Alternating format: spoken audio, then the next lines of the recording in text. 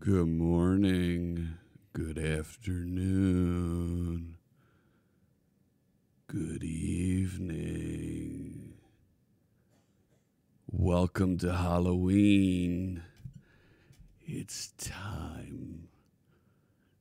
It's time for some spooky coding, some undead coding. It's October 31st, 2018. My name is Jeff Fritz. We're going to be doing some undead coding. Big thank you to Mrs. C Sharp Fritz for my look today. What do you think? Huh? Not bad? Hello, chat room. Good morning over there. I see Coded Beard, Rambling Geek, Salaticus, Gareth Hubball, Fretya. Coded Beard is there again. I just reminded me you haven't watched this week's Walking Dead. Oh, yes. Already had your scare of the day, opened unresolved Jira tickets. Oh, yes. No, you didn't unlock anything. Did she whoop me? No. What do you think? Painted up not bad there. I look like the morning after an all-night bender. No, not this time. I don't think we're going to have any background music this time. I think we're just going to be quiet and we'll have a little bit of fun. Time for some extremely frightening Windows updates. Yes. Oh my gosh. We've got a bunch of folks popping in the chat room. Welcome to the Visual Basic 6.0 stream. No, we're not going there. Thank you for joining me. This is going to be a lot of fun today. I'm going to go slightly off the beaten path. Visual J++. No, we're not going to do that either. Spooktacular. Thank you for that, S&B. Yes, and we'll match that subscription and we'll turn it into a donation to Girl Develop It. Thank you so much. So I want to spend some time. I want to do some themed fun with code today, something a little bit more interesting, something a little bit more fun. We'll do a little bit of work with CoreWiki today, and I have prizes from sponsors. You're going to see them pop up here like G Fuel. Thank you so much to them. They're an energy drink that has about the same amount of caffeine as a cup of coffee, but fruit flavored. It's all derived from all natural fruit and vegetable ingredients. All that stuff, no sugar, really great stuff.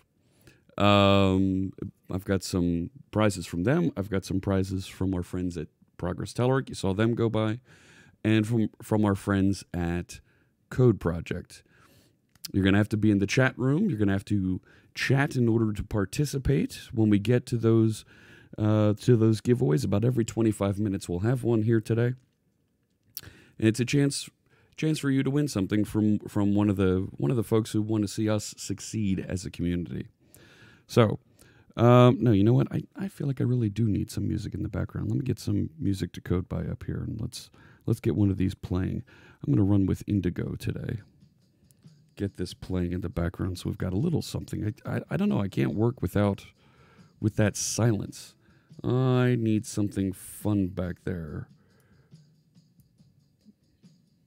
Just some little something. And I think that's loud enough. You got an Xbox One X from watching Game for Paul fundraising event. Very nice. Do I have any good microphones to give away? No. Coding with Luce has a novice question. Fire away. Doesn't MTCB have black? No. Music to Code By does not. This is Music to Code By.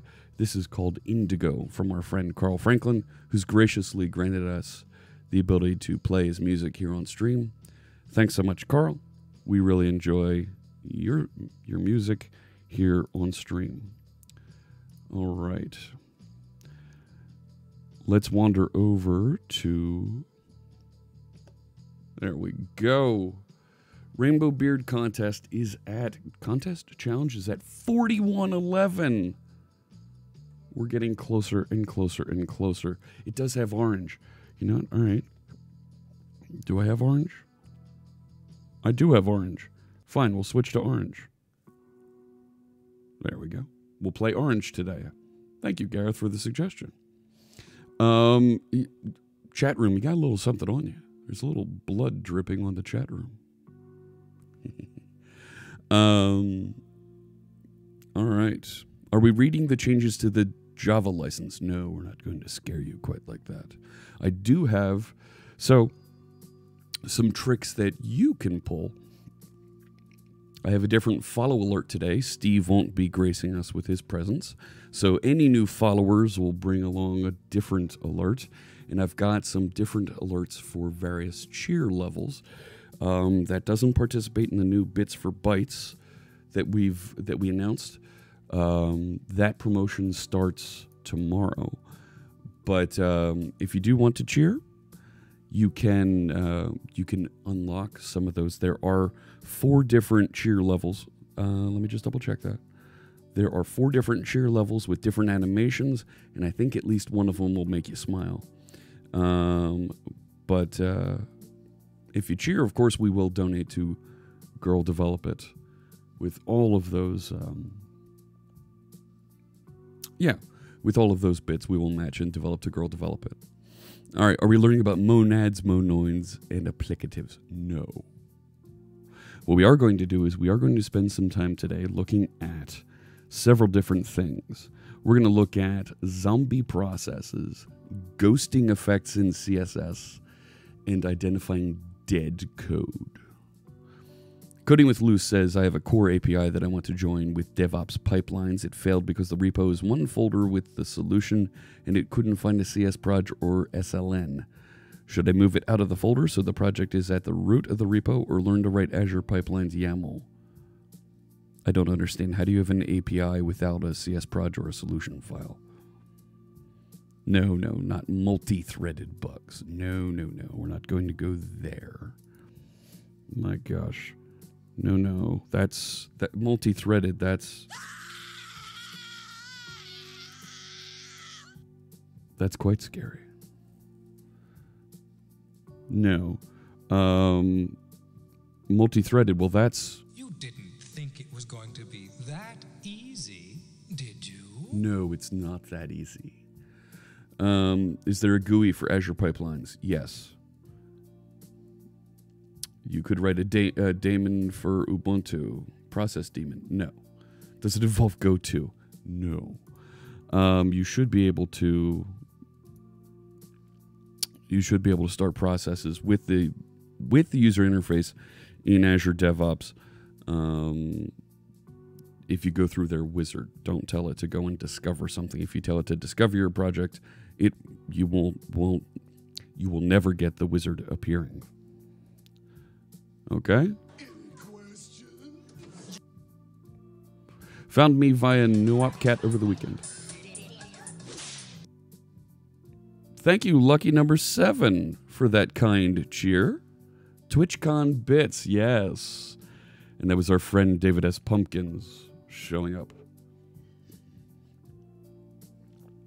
Lithics marks all his code with the unsafe keyword. Let's wander over to this view. That'll be a little bit easier to see some things that pop up down there. All right, and I'm nice and dark down here. So, I wanted to talk a little bit first about dead code. And we've been writing a lot of code for our Core Wiki project. And I wanted to use Windows for this particularly because I wanted to show a tool and wanted to talk about identifying dead code when things are no longer referenced, when they're no longer needed.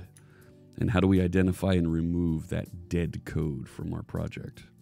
Talk about scary. My job at the moment has me refactoring and restructuring a 10,000 line function. Are you kidding me? That's quite scary. That's scary, stupid, scary. Coding, is that Coding Green? I've created a .NET Core 2.1 app, having an issue, calling a function in my startup class to create roles in an admin account. Okay, I can do this fine with hard-coded content. I'm struggling to get that same information from my app settings JSON. Do you have any advice? We're actually in the middle of building that in our Core Wiki project. And you'll be able to see us build exactly that down here in the first start project.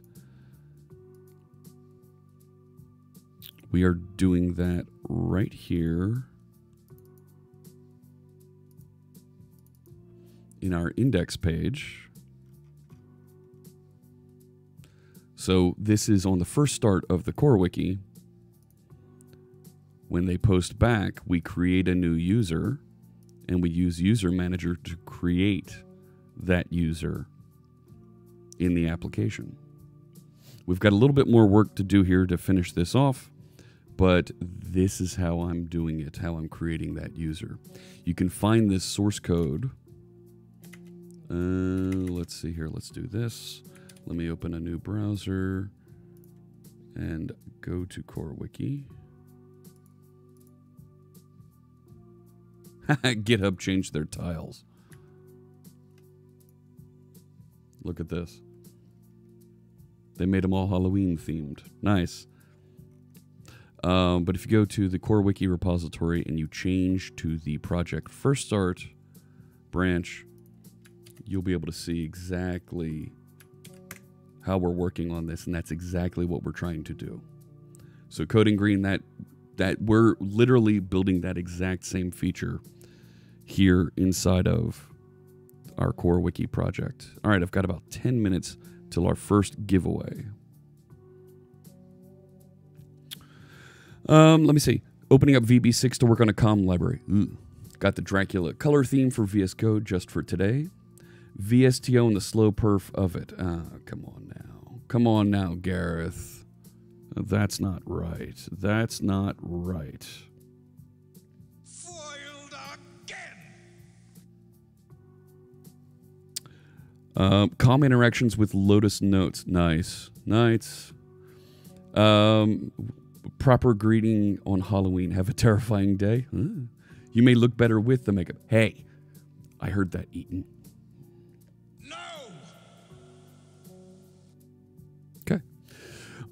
Break a neck is the proper greeting. Yes, I think that works. Let's see. Hey, Kazukin and Rambling Geek. Hello, hello. All right. So let's talk about some dead code. Let's get into that. That went quick. Rambling Geek, thanks so much for using your Twitch Prime subscription here. Yes, we'll match that and make a donation to Girl Develop It. Loop through the paragraphs in a large document versus using something that uses document ML. Amazing the speed difference. Wow. Okay. So this is where you can find Core Wiki. We're going to take a look at where'd it go? We're going to take a look at a tool called NDepend. The NDepend tool lets you analyze. It does static analysis. Hey, Viking NYC, thank you so much for that Twitch Prime subscription. We'll make another donation to Girl Develop It. So NDepend lets you do static analysis of your code. 3 months of Fritz. Not sure if that's a good thing or not. Winking face. Don't think you'll be so lucky next time. That's right, Eaton. Thanks so much for that, for the continued support. 3 months in a row, that means you're now onto a red mug there. Very cool. Thanks so much for your support. Hey, SMB with the bot emotes. Very cool. So I'm going to talk a little bit about NDepend.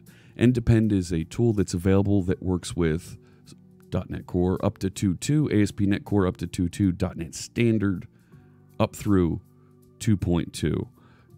That's not even released yet, but they're already ready. Already ready. They're already ready. No, I got it. For the new versions. You can download a copy of this free, and it'll work for 14 days, so you can check out your stuff. Of course, you can buy a pro edition for this. But what's very cool about this is you can analyze your code and figure out where some of the pain points are inside of your application. So I've actually got it installed, and it plugs into Visual Studio right here. I can attach a project to my current solution. I can attach existing independent projects to my current solution, or I can come down here and create a new project. I can open a project. I just want to analyze my current project. So I'm going to analyze this project. Let's see. There's Core Wiki. All right. And it's identified. Here's all the assemblies. Yes. Analyze those assemblies. It's going to look at the code that's in there, and it's going to figure out what's going on and give me a nice report so I can figure out if there's any dead code in here. And given that we've been working on Core Wiki for upwards to, 9 months now? We started in March. About 7 months. I'm willing to bet there's some dead code in there we can remove. Do a little bit of cleanup. So it's doing the analysis. You can see it right here behind my melon. Quality gates fail. Yes.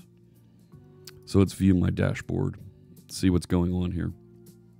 And it's going to show me all kinds of information about what's going on inside of my code. I'm not sure why the graph's empty here. That's kind of weird. Oh, there's one spot there. Whatever. But I can see all kinds of rule violations here, quality gate issues, and we can drill in on these things and see exactly what's going on. So let me hide the warnings and messages. Critical rules violated. 4 rules greater than fail threshold. 0 rules. Debt rating per namespace. So I've got technical debt issues that we've got to address as well. So the dashboard is, I mean, if we were doing more and more analysis, you'd see these lines, you'd see these graphs. I look a lot better today. Thank you, Jurgen. The report gives me a little bit more information here, and I can dig in a little bit, and it'll show me some of the problems here. Avoid methods poorly commented. 5 issues around that. Right, and I can really drill in here, but possibly dead types. 2 of them. And so project rules, dead code. This is where I want to focus my time today. Dead methods and dead types. Let's look at the dead methods first.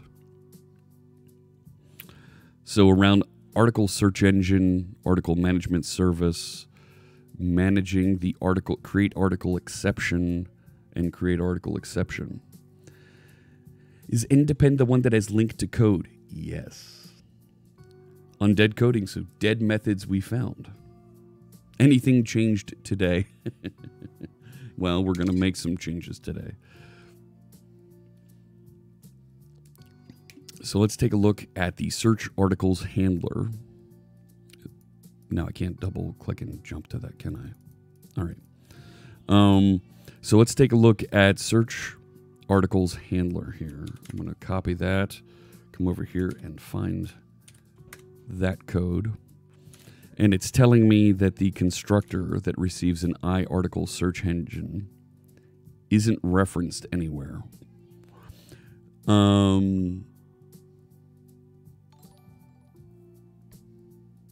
September.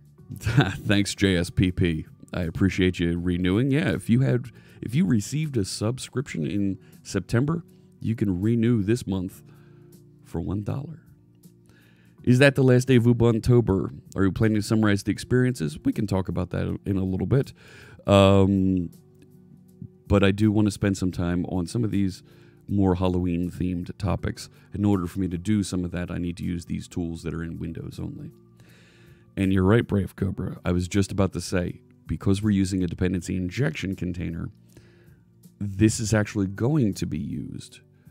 It's not used in any of our code anywhere because we don't have any tests that trigger this yet, that act on it directly. So Independence does not see that. You're right. Yes, the price can be a little expensive, but if you have a large enough project, it might be worth it for you. So I'm going to ignore this. This one I'm okay with. The next one here, get article handler. This one might be seeing the same thing. So I'm going to control comma and go there. Let's make sure I'm running Karnak here as well. There we go. All right. So this one is similarly get article handler, and it has a public constructor here. And it's got 0 references. Now this is once again, this is running a query. I'm okay with this because dependency injection should be taking care of this. So I'm not going to get wound up about it, but we should have some unit tests that use this directly to test out if this works. So I think we're okay there. The last two are around the create article exception. No, control comma. That's the one I want. Create article exception. Well, these are kind of the standard exception constructors. So I'm okay with create article exception and how it's got these default constructors. So this, while it appears as dead code that's not called anywhere, it is in fact because we're either following the exception pattern or we're using dependency injection. However, we do need to write some unit tests for these two, which will correct and remove them from our report here. Now, why am I not getting that hosting notification? Thank you, Fairy Wings, for the host. Let me call out Fairy Wings here real quick. And I'm going to double check my configuration there. I should have gotten a hosting notification for Fairy Wings, and it should have appeared in our list. Let's see here. I'm not quite sure. Let me check the alert box.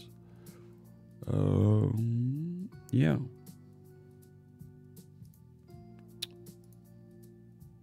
Oh, you know what? There's a minimum host of 2. It doesn't look like there's anybody watching right now on Fairies. That's okay. And also for the event list, we should have, at the very least, we should have seen it over there.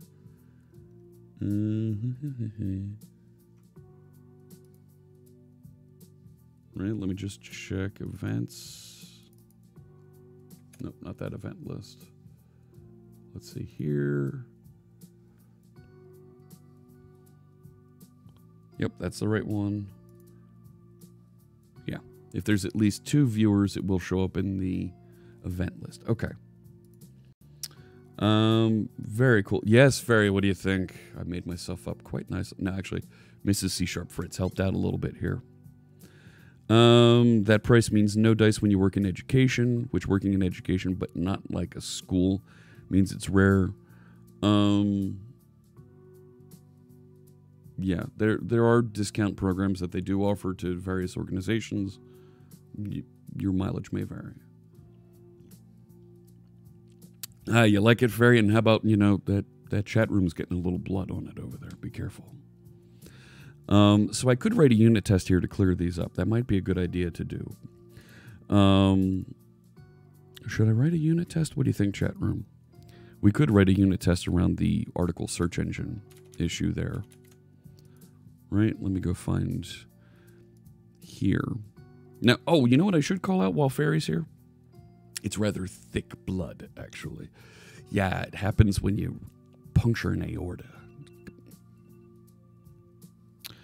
That's the timer.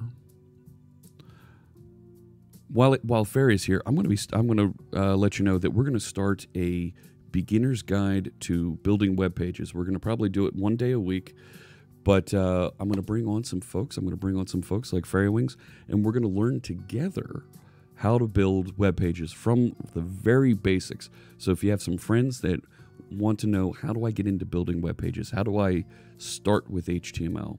We're going to start a series 1 day a week where we're going to pair program with some folks that are new to programming and get them up to speed. We'll use a little bit of live share. We'll show them Visual Studio Code, and we'll have a good time helping some folks who are beginners get started with writing code. But here's what I want to do first. I want to give away our first prize.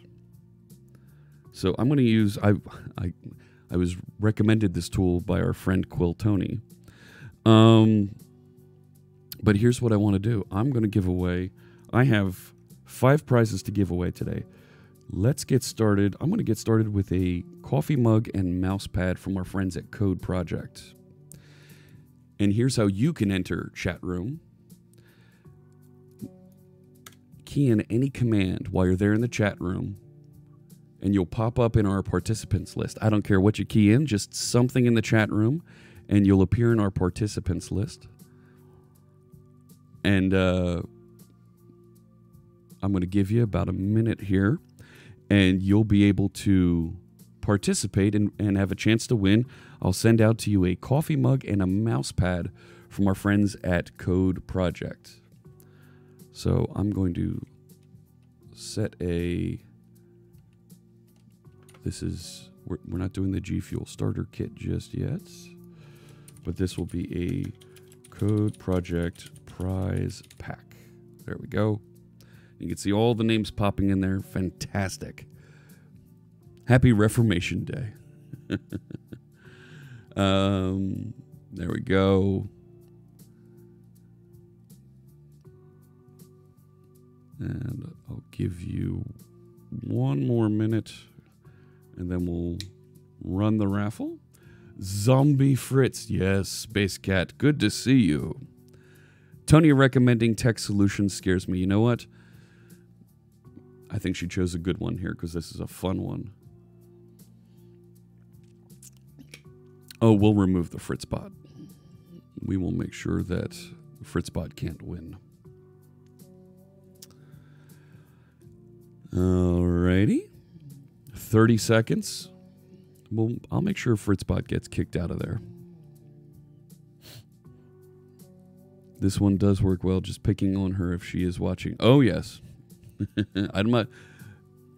No, we'll make sure Fritzbot doesn't win. Even if, for some reason, it pops back in there, we'll get rid of it. The bot wants a prize. No, Lithix, the bot won't get a prize. There we go. That's the timer. All right, here we go. I'm going to bump out the bot.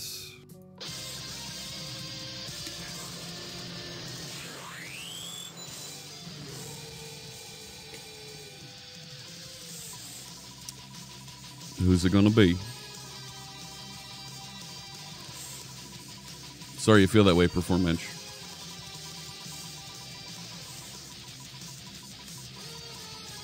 And our first winner, the Code Project prize pack, is going to be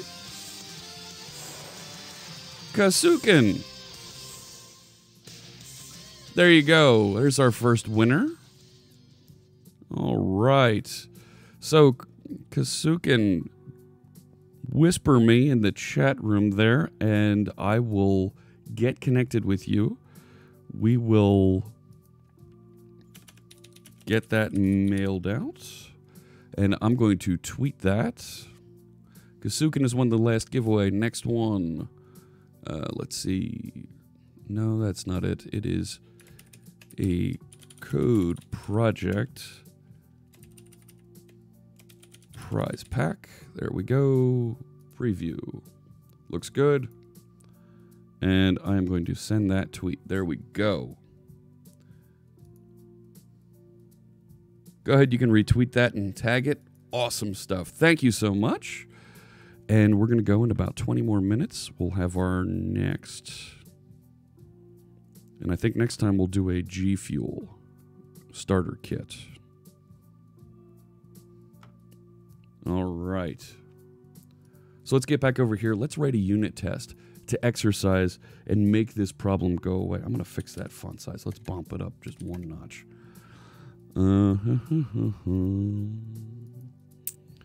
And you know what?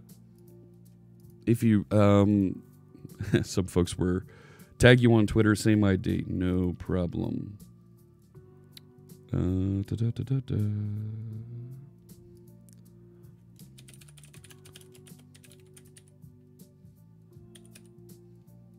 At Kasukin for winning the at Code Project prize pack.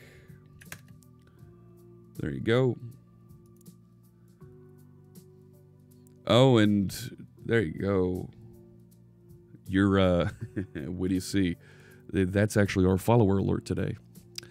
So let's write a unit test to make some of this dead code reporting go away.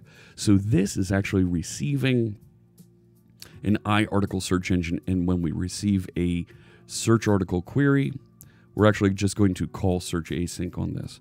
So that's actually, it feels like a almost pointless unit test. Matt the dev code says, unit test, the thing I always tell myself I need to get better about. You know what? We all need to get better about it. There's folks that work in quality assurance that'll tell you that unit tests are our insurance policy. We need to get better about them so that we can be assured we don't break our code.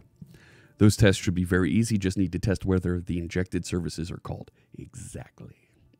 So let's make this search articles, and we will add a class here. You know what I'm going to do? Right, Alt-Shift-C. Is it Alt-Shift-C? Yeah, there we go. Create a class, and we'll call this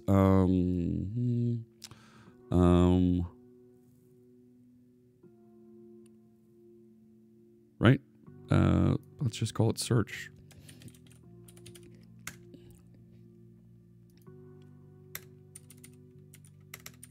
All right, so I'll make this a public class. We're using XUnit here. And we're going to write just a little test here, a little bit of code. XU Home never developed unit tests. Unit tests are easier than you might think. And let's make it, let's talk about it just a little bit here while I build this. I'm actually going to put this side by side so I can see the code that I want to exercise while I'm writing this test. I'm using a library called XUnit, and XUnit lets us write tests easily. My timer didn't start. Hang on. No, it did start. Okay, I got 16 minutes to go here. So XUnit lets us write tests easily. All we have to do is decorate it inside of our code here with the appropriate attributes, and Visual Studio and other test runners like Azure DevOps and Jenkins and your continuous integration platforms will know how to execute that, and you'll get reports on whether or not you broke code on every check-in in those cases, or as you're building your code here in Visual Studio. So I'm going to test this article search engine here, and I want to make sure that I'm passing in an appropriate article search engine to this, and it's being called properly. So we're going to create a method here, and all of our test methods are public, so they're accessible to the test harness, that application that's actually going to run the tests. And you give it some sort of a name, it doesn't return anything, so it returns void.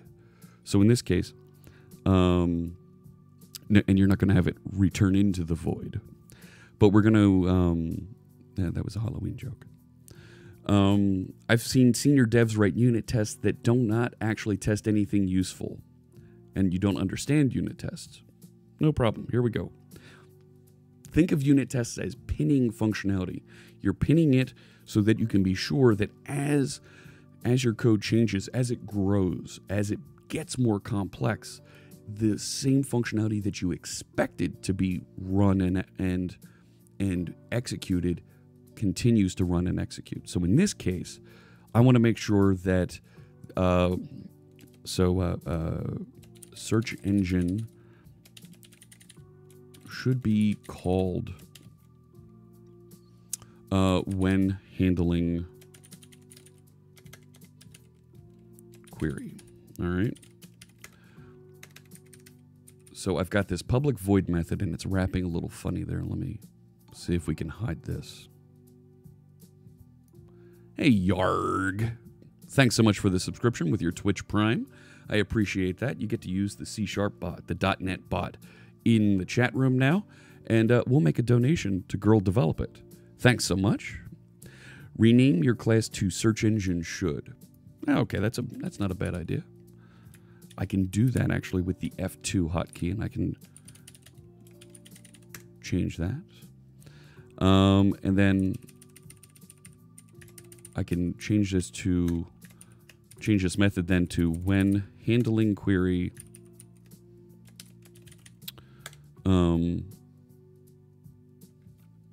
execute search. To be honest, I think naming is the hardest part of unit testing. Amen. Amen. Now, I want to set up a mock. Now, this is kind of weird. This receives an iArticle search engine object here. So what you can do... come on. CTOR. There we go. You can set up a mock object that'll behave like that article search engine, and then you can behave appropriately. The keystroke overlay I'm using is called Karnak. It's from the Code 52 project. So let's create our mock object here. So we need to create a mock repository. So I like to call it a mockery. Equals new mock repository. Oh, it's under MOQ. Mock repository. What am I missing? No. Am I missing a parameter there? Yeah, using mock. So MOQ is a, yeah, what am I missing? What? Yeah, default behavior. All right. Mock behavior loose. All right, and I'm going to control dot over here, generate that field. It's a read-only field. We only create it here. And now I can, and now I can start to assign things to it, right? The mock repository is going to contain these fake objects, these mock objects. I don't want to use the term fake. Fake is something else. But these mock objects that we're going to actually spread and use here inside of our code to behave like that interface. All right. Just keeping an eye on things. Good. So what I'll do is I will create a mock search engine. Now, in the future, we'll drop in things like Azure Full Text Search, or there's another service over on AWS you could use as well. And we'll make those services and features available. Control dot is my new favorite buddy in Visual Studio. Amen. It's a great feature. So what I'll do is I will say mockery dot. Now I could say of. Access the universe of mocks. I want to do a create. And I'm going to create an iArticles search engine. Because this is an interface that I'm going to pass into my search articles handler over here. So I'm going to create that. All right. And we need to create this object so it's available to us in our test class here. So now I have this mock search engine, this bogus thing that'll do the searches. And I want to set it up. No, you know what? Let's do that down in my class. So there's three parts to a search engine, to a unit test. We're going to arrange, we're going to act, and we're going to assert. So arrange, we want to finish setting up what that mock search engine does. So mock search engine, we're going to set up a behavior. And we're going to say we expect search to happen, and it's going to pass in a query, some sort of a string query. And I can say it is any string. I don't care. It's going to be some string. And we're going to request a page number. I don't really care what the page number is. I want it to just request that page number. That's an int. I could dig in and actually test and verify exactly what it is that it's requesting. But for right now, just to get this running, I'm going to just say it's any int. Why a mock repository? I'm not using a mock repository. Oh, wait a sec. This should be, I'm sorry. Right? Yeah. A new mock repository. Right. So that it resides in there. Just use mock articles repository. That's what I'd do. Let me come back to that. Do you know if Microsoft needs interns for the summer? The one in Pennsylvania, do not know about it. I do not know about. Kasukin's starting their own live stream. Fantastic. Take care. Is the testing done on a production database or some testing database? I'm not going to touch any database. I'm going to fake it out. So what I can do is I can say returns and then give it a collection of things to return. Now this is going to be a task, and this is always a problem. Yes, zombie Fritz, absolutely. Unit test should not touch a database. That's correct. So this is just going. It's going to attempt to return something from there. I'm not actually concerned about the return. I want to make sure that it actually calls it. All right. And where is it? I want to make that verifiable.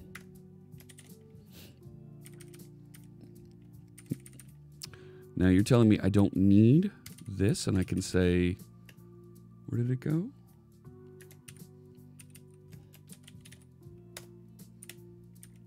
Equals new mock, like that. It was great meeting you at TwitchCon. Thank you, Pseudo Kid, for those kind bits, and we will match and make a donation to Girl Develop It for that. Thank you very much. Let's just comment that out for right now, and I'm going to create now my search articles handler and pass in that article search engine. So I call that the subject under test, or SUT. And we will create a new search articles handler. And we're going to pass in the mock search engine, but I want to pass in the object, not the mocked object that we're configuring.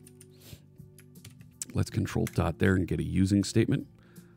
All right, we're missing, good. So now let's do my act. Let's actually test, do the action we want to verify. So I'm going to say handle, and I'm going to pass in some sort of a search article query request. Well, right, so we set that up. So I'm going to pass in a new search articles query, right? And this query, yeah, that's what I thought. All right, so I'm going to pass in a string. I'm going to search for test. I don't really care what these values are because I'm just verifying that it does the thing, right? Why is it giving me a null on this? Can I convert it? Fine. I should be able to say, can I do a new cancellation token?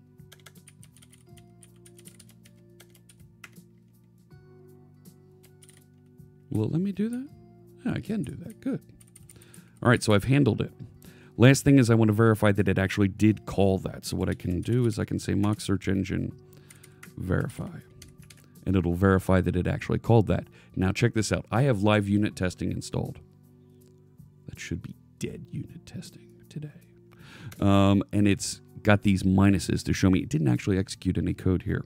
To make this into a test, all we have to do is decorate it with the test attribute. Wait, no.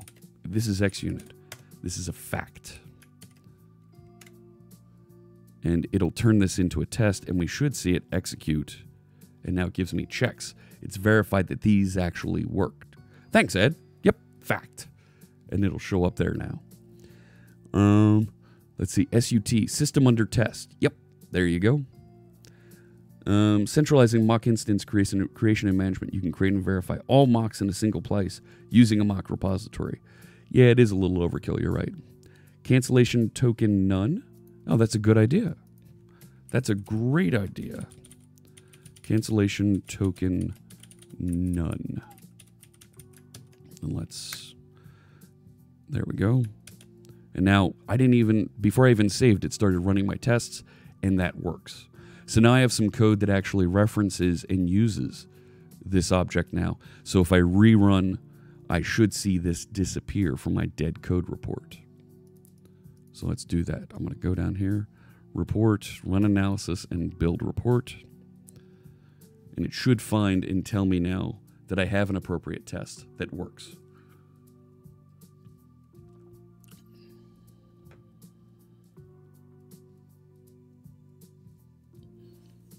I've got paint on my fingers. There we go. There's my report. There's a graph you can view, code rules, that's fine. But let's take a look at the report now. And if I scroll down, possible dead methods, and you know what? It still shows it, even though I'm now using it. Oh, you know what? I didn't build first, did I? Because it's looking at the built version. You should test whether the service has been called only once.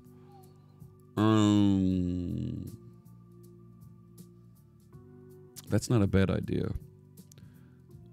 So it's not just set up. Where is it?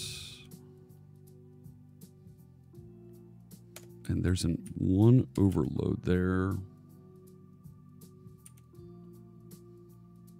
Where is it? I forget. How do you verify that it tests only once? The verify.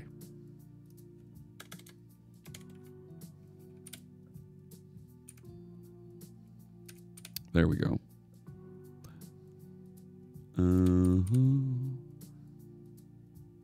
The expression and how many times. Yeah. Hey, thank you for the follow, Rye Wrought Rhymes. I appreciate you joining us. So I can actually do, right, m dot search async, and then here's where I'm doing that setup. I can probably copy these back in again, can't I?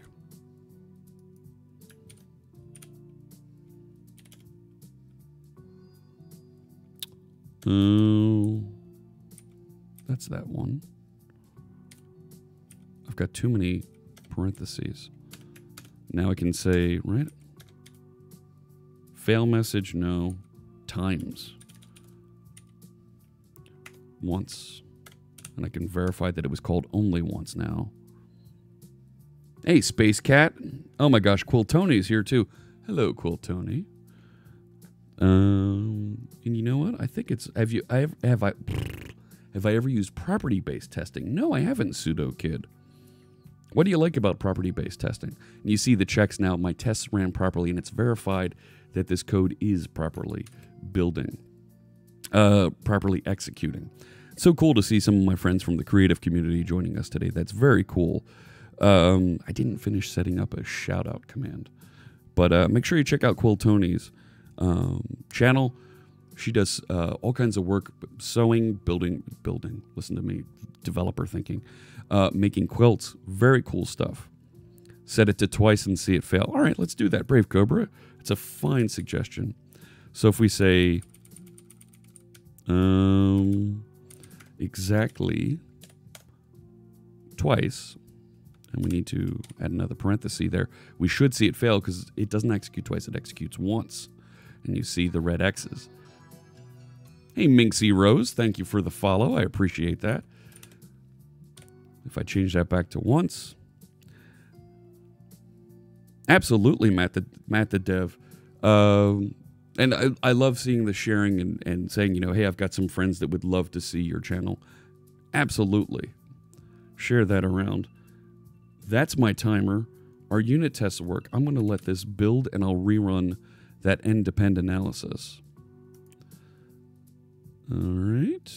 Run analysis and build report. While it's doing that, Tony, you may recognize this. Quill Tony recommended that I check this out. This is Lash Tools. And we're going to start another raffle. We're going to give away this time.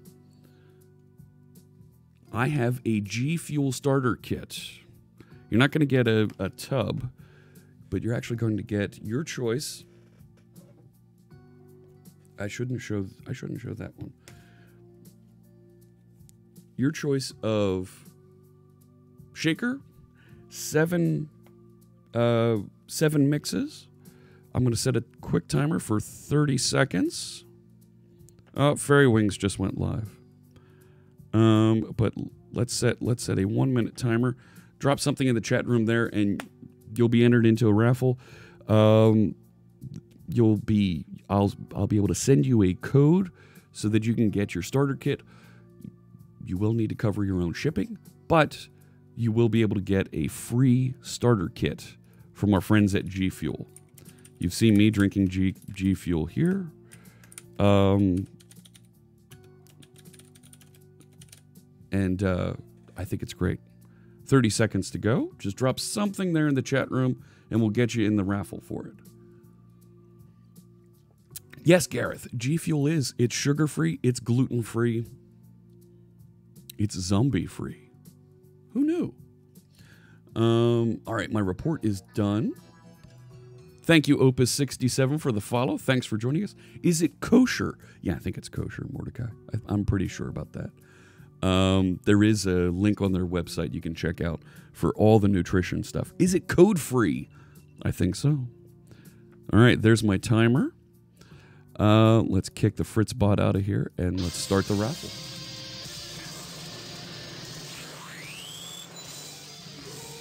Here we go.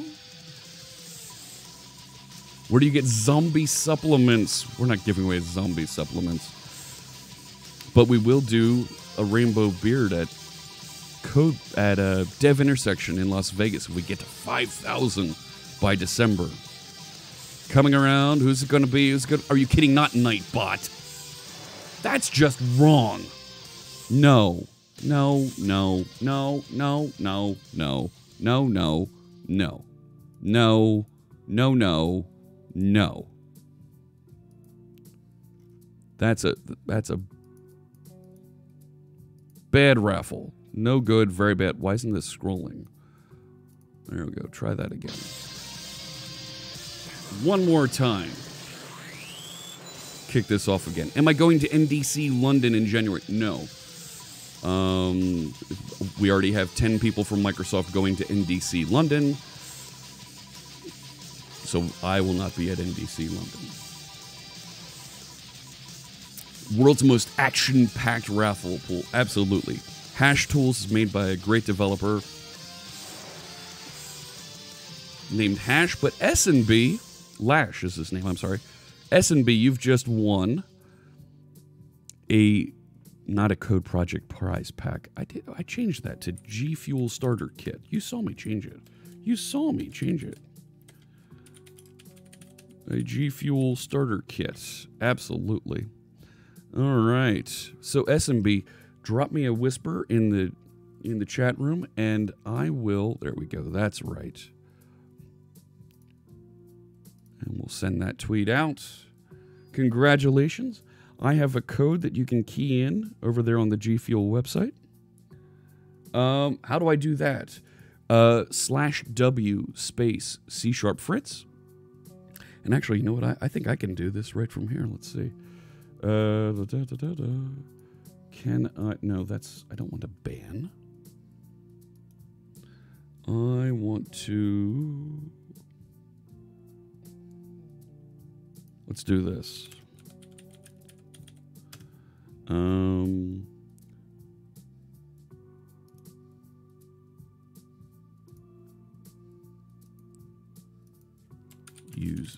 So G Fuel starter kits.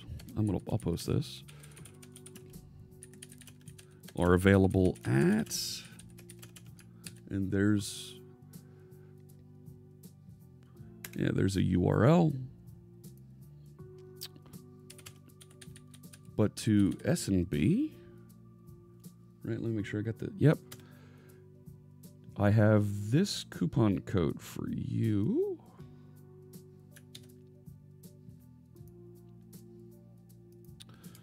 Use this coupon code at checkout.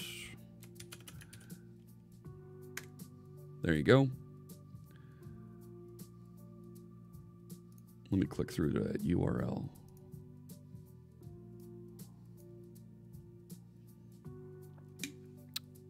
There you go. So your choice of all kinds of fun different tumblers that you can get, along with a pack of mix, single shots, variety packs, so you can try out all their different flavors. Thank you, G Fuel, for your sponsorship today. That's our first of 2. I have another starter kit we'll give away a little bit later. All right. So cool. I like giveaways. It's fun. All right. 1 hour earlier because of the time change. Oh, yeah, that's right. All right. Okay. So we've got our unit test working, and it should now report to me that it's, and look, it's saying 3 quality gates failed. It said 4 before. So I think we've got this, right? It should say that it's working now. There we go. Potentially dead methods, and it's removed. We've dropped out that one. So we fixed our dead method report there. So I'm going to go back into my code here. I have one new file. I will add that to source control, commit, added unit test for search engine to eliminate dead code report. And I'll key in my passphrase if I key it in properly. Fantastic. And push that up. All right. Yep, C# Fritz is my Twitter. It's the same. Hey, DJ Vortex. Good to see you. Shouldn't we be creating dead code today instead of killing it? Seems more appropriate. No. What kind of console is it in Ubuntu? This is still PowerShell that we're using. Email privacy restrictions. What?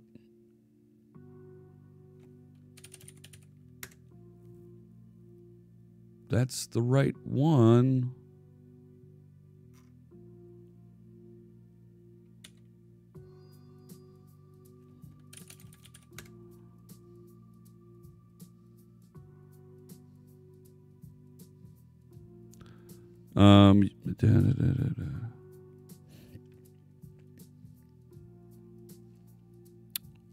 That's interesting. The top one isn't. Oh, look at that. That's interesting. Oh, you know what? I did change my email. Rats. I'm going to have to... All right. Let's do this. What is it? Git config, right? Git config global.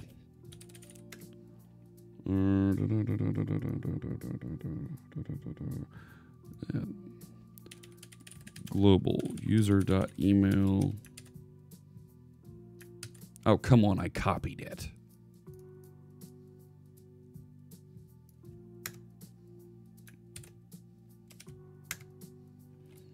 All right. Git commit. Did I spell amend wrong? I did.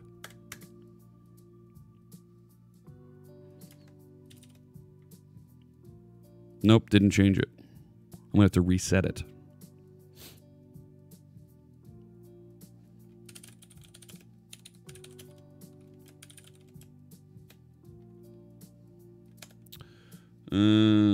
Boy.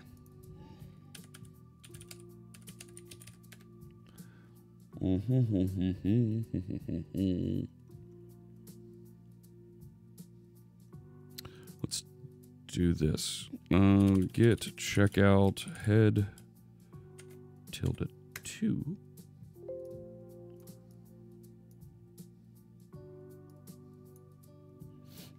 Right, but I should still have that test out here somewhere, right? Oh, no, wait. Hang on. Git checkout head. No. Oh, wrong project. Darn it. Daryl Code Stuff, thanks so much for the subscription. I appreciate that. With Twitch Prime. Am I using a virtual KVM for all the laptops? No, I do not. Does Visual Studio support dead unit testing? It does not. Sorry. I want to do git checkout head. Actually, I want to check out head tilde to go over to a different branch and then merge it back over, I think.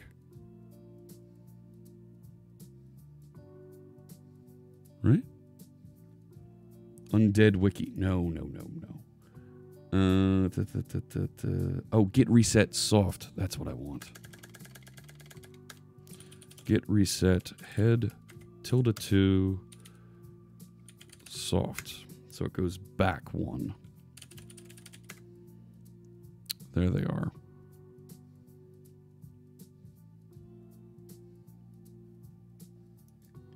Monster wiki. No. Let's git stash.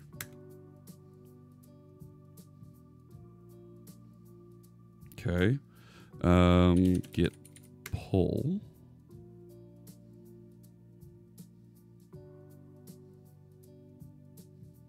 All right. If I git log. Yep, it's gone. Okay. And now if I git pop, git stash pop, it's going to bring back, there we go, there's my new file. Git edit, fixed dead code report. Now if I git log, now it's got the correct person. Git push. There we go. Now it's up there. Now it should build and not be a problem. Hey, congratulations, SMB, and thank you to our friends at G Fuel. We really appreciate that. That share. Don't you just love surprises? We do, Stoff. We love surprises. Actually, wait a sec. Let me try this again. Hang on. I got an idea. Here we go. Let's do this. Can you hear me now? Nope. Wrong one. Oh my.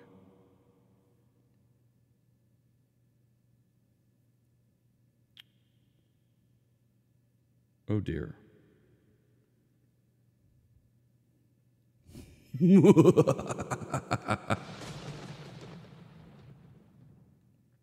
Okay, that was fun. I need that lightning louder. Can we make the lightning louder?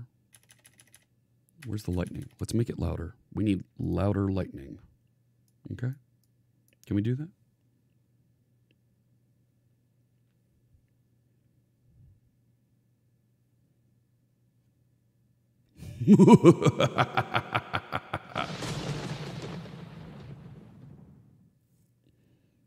I think that was pretty good. I think that worked. Okay. Let's go back over here. Back on orange. All right. So we got that fixed. We've got that updated. You're getting warmer. Yes. So let's move on to a different topic. Now that we've talked a little bit about dead code. Hey, oh gosh, I'm going to have it. Kavanganesh. Thanks so much for the follow. I appreciate you joining us here on dead coding for Halloween. That was thunder, not lightning. Okay. I have a lightning bolt for my logo. Look. See? Lightning bolt. Because I can't put an image for thunder. But you're right, Minxie Rosefine. You got me. You didn't think it was going to be that easy, did you? I thought I would give it a try. Okay? All right? All right. So let's go back over here. Now, the next thing I wanted to talk about was zombie processes. Now, zombie processes is something that it's a little bit trickier, a little bit different that we don't don't normally see in Windows. It's something that's a little bit trickier to stumble upon. But a zombie process is a process that's kind of sitting there and not doing anything. It's just kind of, it's kind of a problem, right? It's taking up space, it's taking up memory, it's taking up processor, and making the operating system think a little bit. Brave Cobra, that was Stoff from 7th Guest and the 11th Hour. Hey, DD Walsh is here. No, we can't play Thriller in the background because, yes, there are copyright issues. Yes. Oh, yes, Tiago. Mrs. C Sharp Fritz did help with the makeup a little bit. Let's get in a little bit closer. Yeah. I'm feeling a little peaked. I look like the dead warmed over. I was playing the Walking Dead theme song earlier. That was our welcome that we were using today. Let's see. Let me go back over here since Stoff is helping us out today. You know what? I didn't set the next timer for our next prize. I didn't set a timer for our next prize. Oh, no. You know what? I'm just going to... What time is it? What time do we got? I'm going to set it just for 10 minutes. Get it right to it. Love having your stream on in the background while I work. Thank you for being... Coops, thank you for joining us. I appreciate that. 7th Guest. Yes. That was a great game back in the day. Of course, it's been modified. All right. Go ahead. Do that thing. Immo is live on YouTube now, not on Twitch. He should be. He was going to both. 49ers fans look like me without any makeup. Oh, that's terrible. All right, so if I go back over to Solution Explorer, and we should see... Where'd search articles is still here. Good. And if I look at the Test Explorer, we've got 40 tests that run. 40! But that's nowhere near enough. Nowhere near enough. I want it docked with my... Come on now. Pin. I want you with these. That's better. All right. So I wanted to talk about zombie processes. Full motion, first fully full motion video based games too, and a precursor to things like Night Trap. Yeah.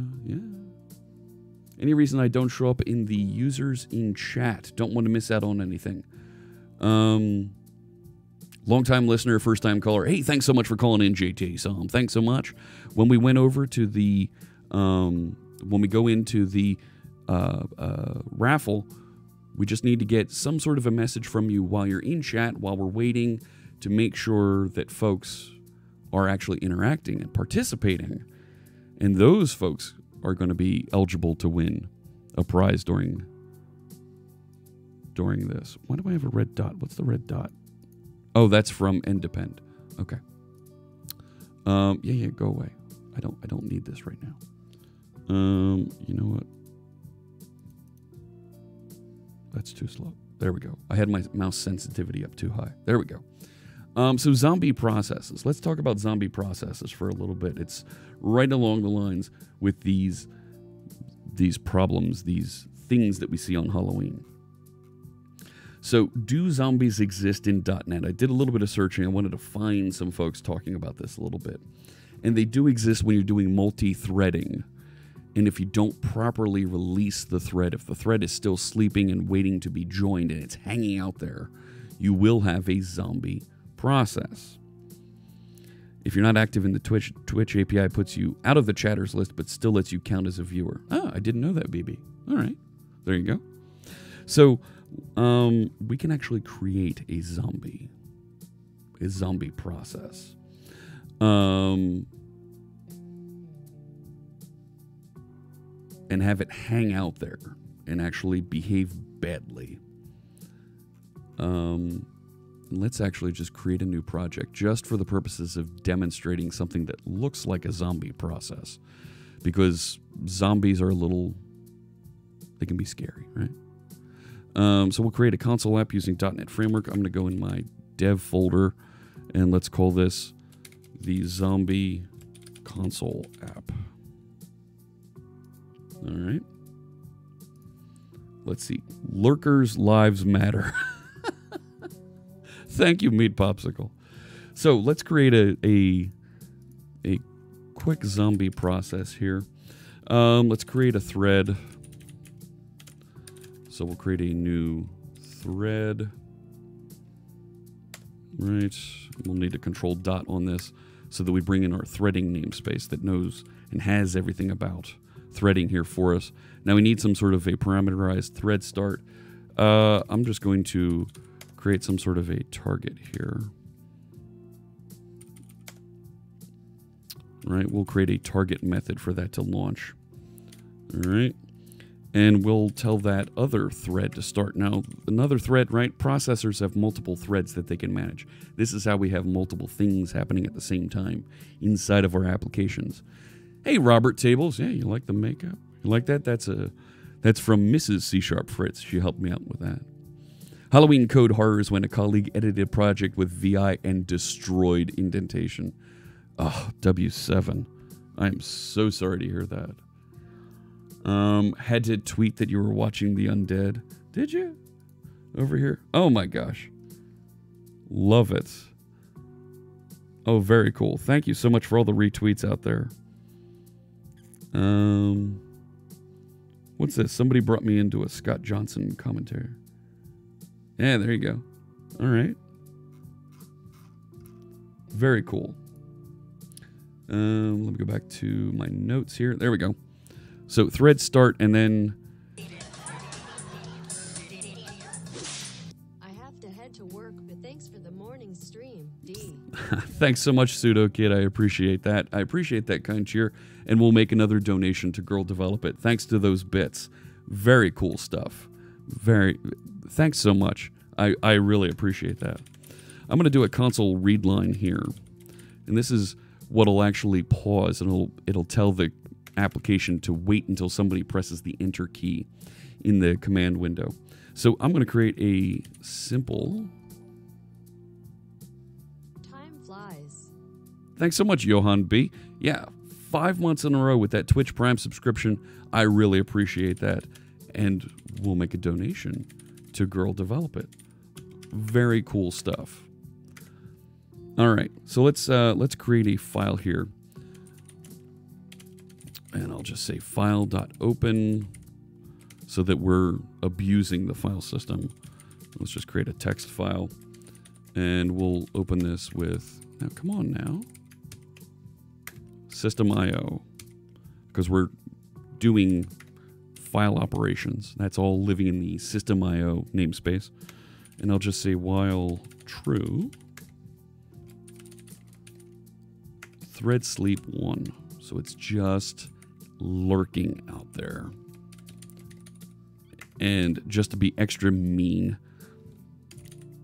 we're going to keep the garbage collector alive. We're going to tell it, just keep that alive. Yes, it's unreachable. When do we feed the zombie process some living brains? That's not a bad idea. Any questions? Yes, when? All right, so that's going to just hang out there and be mean and not really do anything.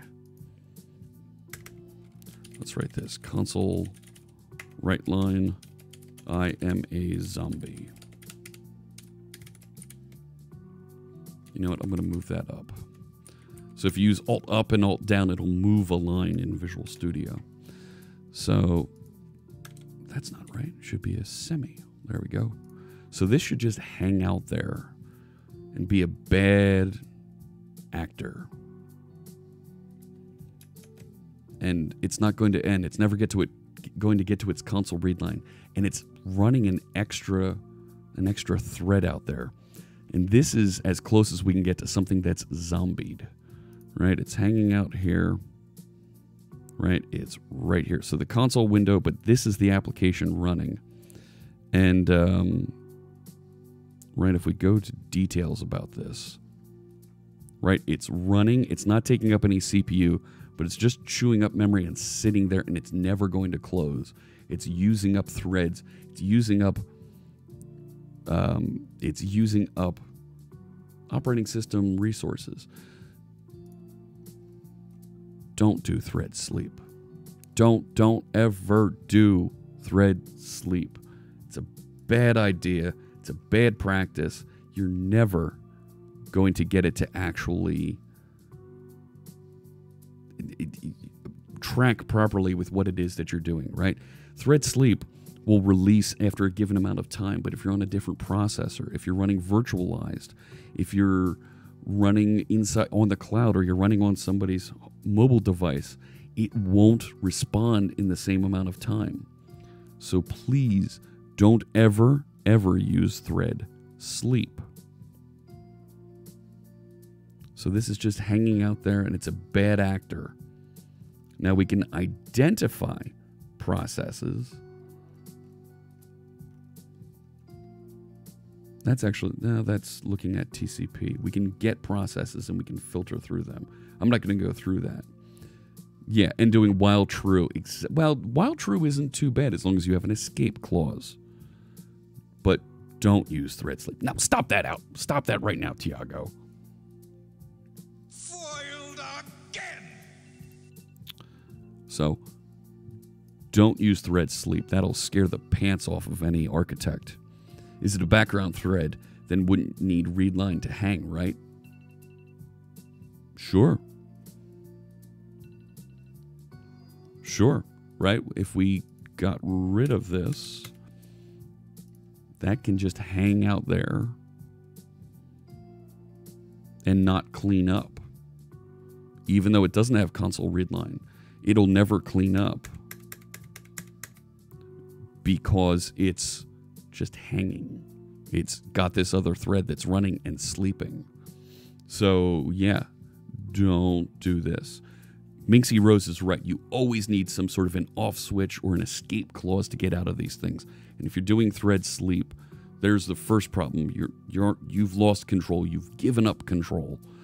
And if you're going to use while true, make sure you also have some sort of an escape clause in there so that you can get out of it. Thread sleep is what we put in so we can come back and optimize when they want more performance. Oh, lithics. That's an interesting way to... You'll never find your way out of here. Others have tried and died.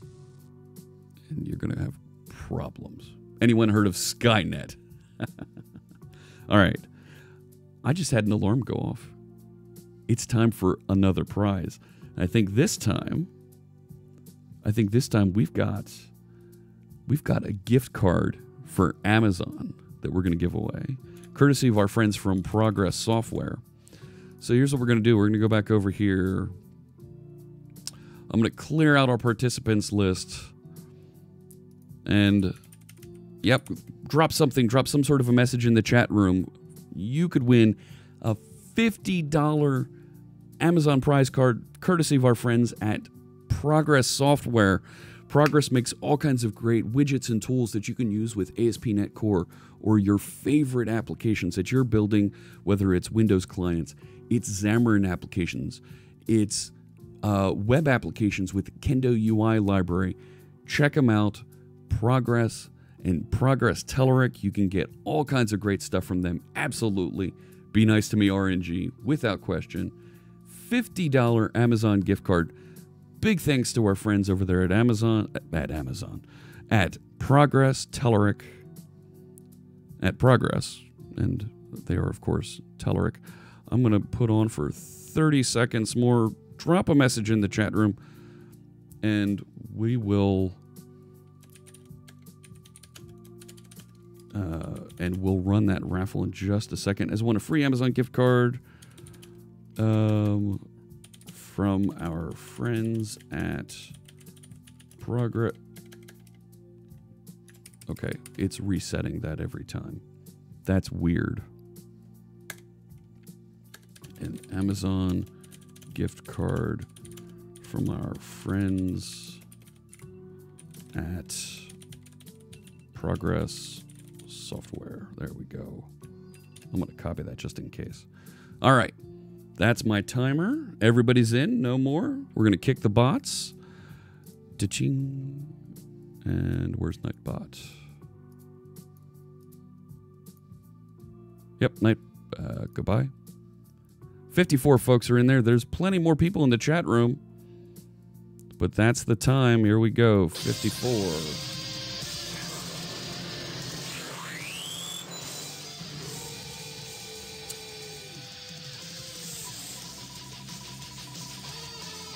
Who's it going to be?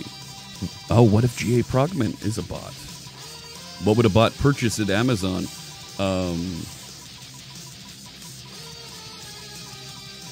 I don't know. Could it be? Could it be? Dark Jeepers! Congratulations. Do me a favor, Dark Jeepers. Drop me a line. Drop me a whisper with your email address. And I will have the code sent out to you there. Do I play the Mega Man games? I used to play it a lot. Where's Dark Jeepers? Let me know if I don't get a response here from Dark Jeepers. This is one that I do need a whisper from. I do need a whisper from you. Drop a /W space C# Fritz. And you can drop me a line. I'll restart the timer. I'm going to make sure that we get a message from Dark Jeepers here first. Hey, there you go. On Twitch. Yes, there he is. Or there they are. Want to make sure. I don't know who Dark Jeepers is. But, yeah, /W space C# Fritz. And pass along your email address. Here, tell you what. Here's what I'll do. I'll start the whisper so you can just respond. Please send your email. There you go. Just respond to that. You should have a little window that popped up at the bottom of Twitch. Respond to that. And, oh, you look at that. It cut off. Let's fix that.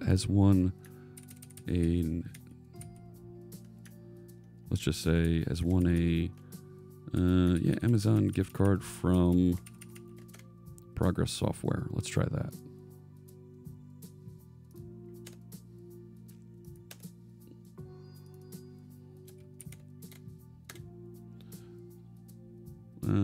Refresh. There we go. That works. And we'll tweet that out. Fantastic. There we go. Terrific. No problem, Dark Jeepers. I got you now. I will get in touch, and our friends at Progress will send you out. There we go. Got it. We'll send you out a Amazon gift card that you'll be able to redeem. All right. So that's a zombie process. Back to the zombies. Can you ID these zombies using the debugger threads window? No, if we run this, if we look at the threads window, let's take a look. Right, we've got the call stack here. You're not going to be able to see anything. If we go to the threads, we look over here. It's kind of empty also. Just missed the giveaway. Ah, Mr. Regs. Pause the project. All right, hang on. Wait a sec. Stop the music. Stop the music. Hang on. We got to go back. No, I can't. Sorry, Vortex. But yeah, those are Lash tools. Yep. It's an Adobe Air plugin application that I'm using. All right. So that's right. You're not going to see information about it here.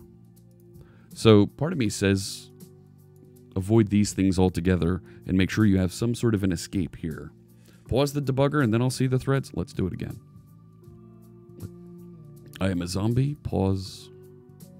There you go. There's an unknown thread, and here's that worker thread that's hanging out here and not doing anything.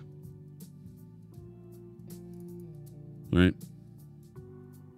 If I look at the diagnostic tools, It's not going to really show you what's going on here, right? Events, process memory, CPU. But you can see that extra thread out here not doing anything. That's a bad thing. All right. Fantastic. You know what? It is 11:30 and I have how many more? I have 2 more prizes to go. Let's do this.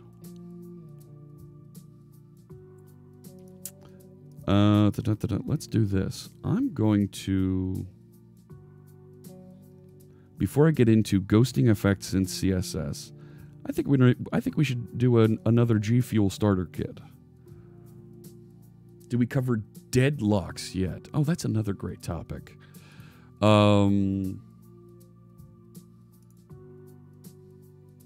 Let's see here. What about deadlocks? Right? That's, oh my gosh.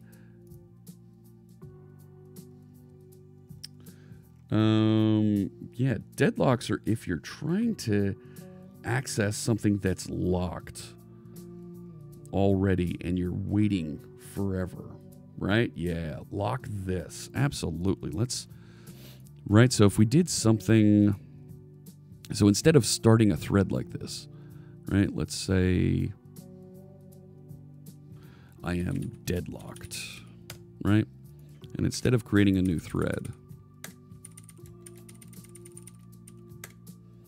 right, you can do, right, if you can actually lock code at this point, right? And the lock command actually says, right, don't let anybody else into this area. Lock program is a type. We need something else. We need a, let's do this. Let's create lock object equals new object.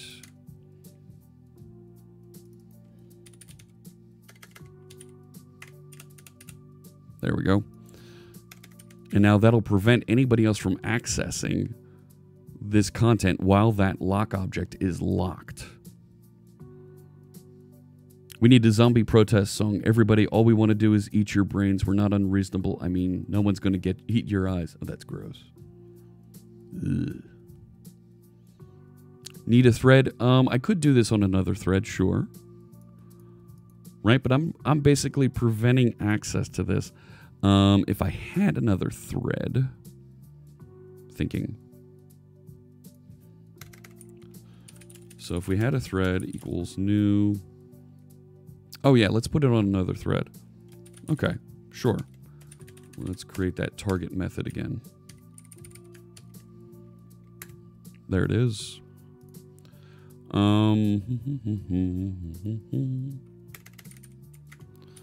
Private static object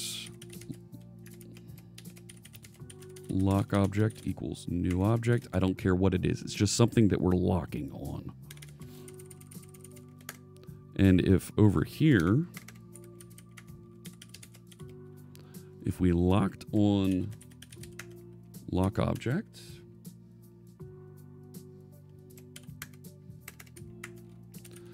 and then we want to just sit here. We don't want to actually do anything. Right? So let's, while true again, I'm going to do a thread sleep here. Just so this thread is sitting there not doing anything. So that thread is there. It's running in the background. And if I try to access the lock object now, right?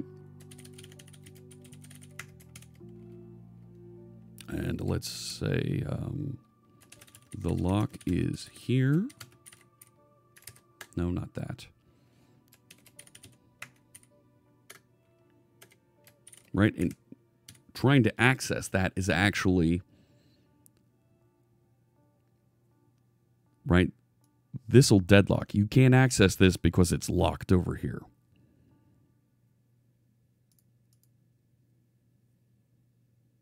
So, right, that'll create a problem. And if I'm right, it should error out that it's deadlocked. Oh, it actually got it still. I shouldn't have been able to get that. Right?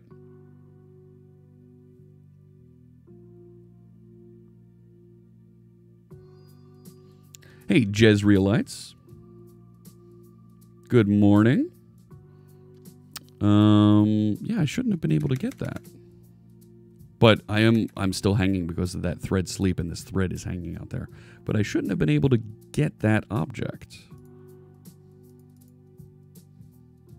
Right, when I lock on that object, it should... Right, let's F1 on that. The lock keyword should prevent any access to it. Mutual exclusion lock for a given object executes a statement block and then releases it. While the lock is held, the thread that holds the lock can again acquire and release.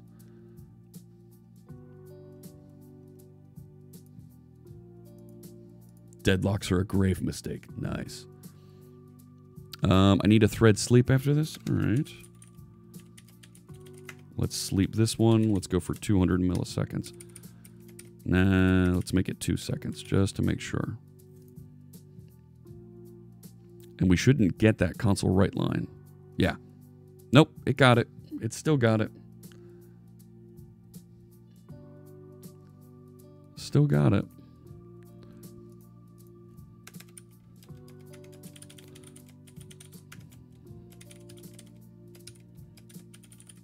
Thread is running. Hey, Samsung fanboy. Thanks so much for the follow. You see, no, I'm not promoting. I'm trying to show bad practices here. What do we got here? Is it possible to create a deadlock? Is there no way to hide your key? Oh, there we go. That's a good sample.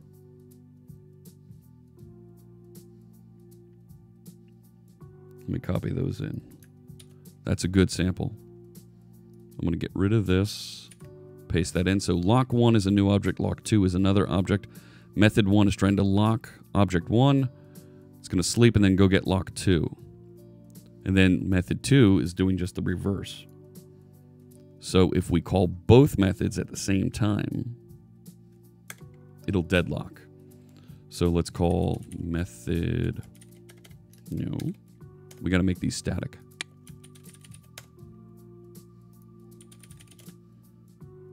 Which means these need to be static as well. That's okay. Method 1, method 2, and that should deadlock. Because we're trying to access something that's locked.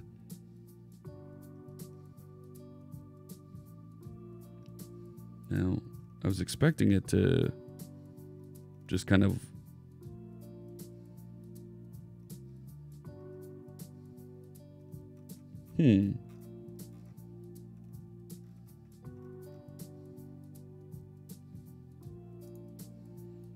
Yeah, make them void async now. Method 1 runs to completion and unlocks, then method 2 starts. Yeah, you're right. I feel like I need to put these on 2 different threads. And have them both start at the same time.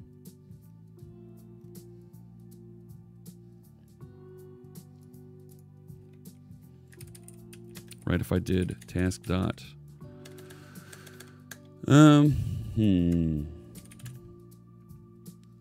Yeah, thread pool would probably do it. You're right. Var thread 1 equals new thread. Method 1. Come on, we're trying to do bad things here and break this. Var thread 2 equals new thread. Method 2. Ooh, 2 months. Thank you, Tiago. I appreciate that. Yes. And we'll, of course, match that and make...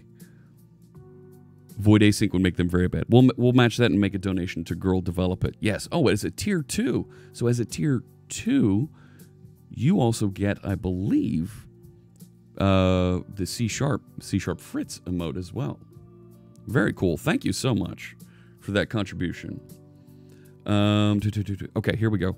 So I need to do thread 1 start. Thread 2 start. And now those should deadlock pretty good. Yeah. So it's not stopping. They're locked. They don't know what to do with each other. It's not releasing. And our process is ground to a halt. And if we look at our processes over here, and if I drill in on Zombie Console app, right here it is. And if we go to details, there it is. It's just taking up space, running. If I pause and we look at this, you can see there's the lock, there's the two threads, but it's not going to report, oh, you're in deadlock. I know I don't have a hype command. I'm sorry, BB.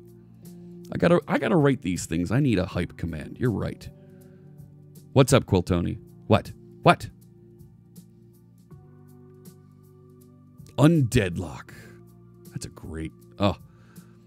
Quill Tony, we've been building our bot here on stream, so we've been writing these commands. So we do need to add these commands.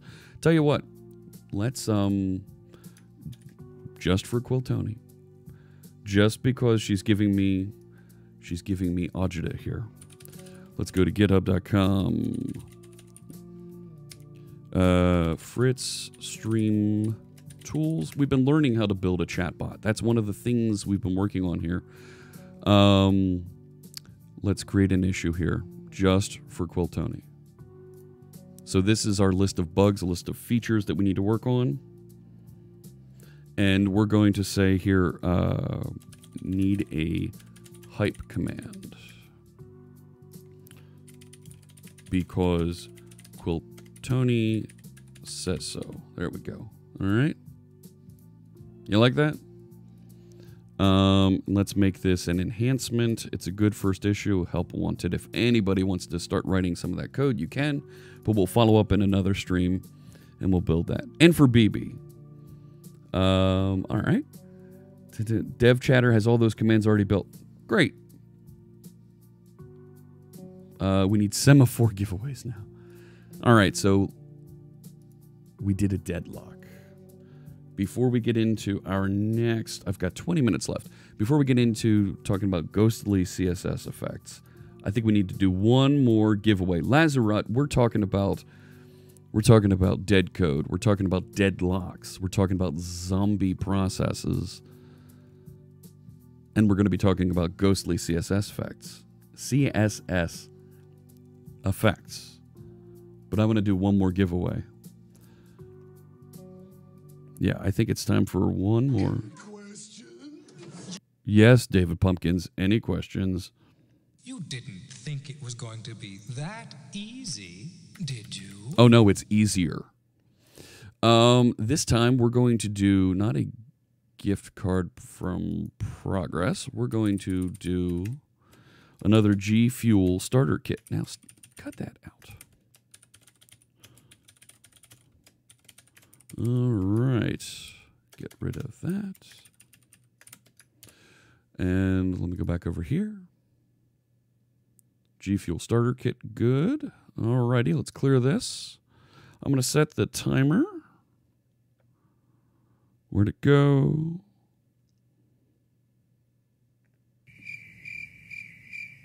Oh, come on. Just say something in the chat room. I'll give you 30 seconds to jump in. Winner, winner. Chicken dinner? Maybe. But this will be a G Fuel starter kit. You'll be able to get a shaker cup, kind of like this. This is the Miami Mornings cup. There's one here called that I have called Grass. It's green. And then? I also have Philly over there. I have they gave us at TwitchCon, they gave us ones that were a little bit like this. I've got 41 folks in there. Get Pool G Fuel starter kit. Yeah. Out of the US, does it work? Yes. You'll have to pay. The starter kit is free. You just have to pay for shipping, so it'll ship to wherever it is that you're, wherever it is that to be shipped to you. Alrighty. And then I'm going to run the raffle here. Okay, you know. And then? Well, I got to get rid of the bot. So let's get rid of Fritzbot. Let's make sure Nightbot isn't in here either. Yep, we don't want Nightbot to have a chance to win. And then is everybody in? Are we ready to go? Can I do the draw? I only see 40 people here. I know there's more people watching. I know you're out there.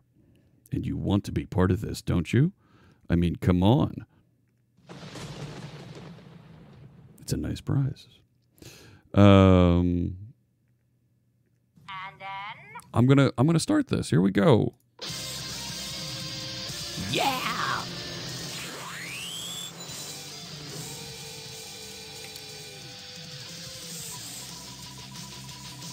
Going round and round. Who's it gonna be? Where's it gonna go?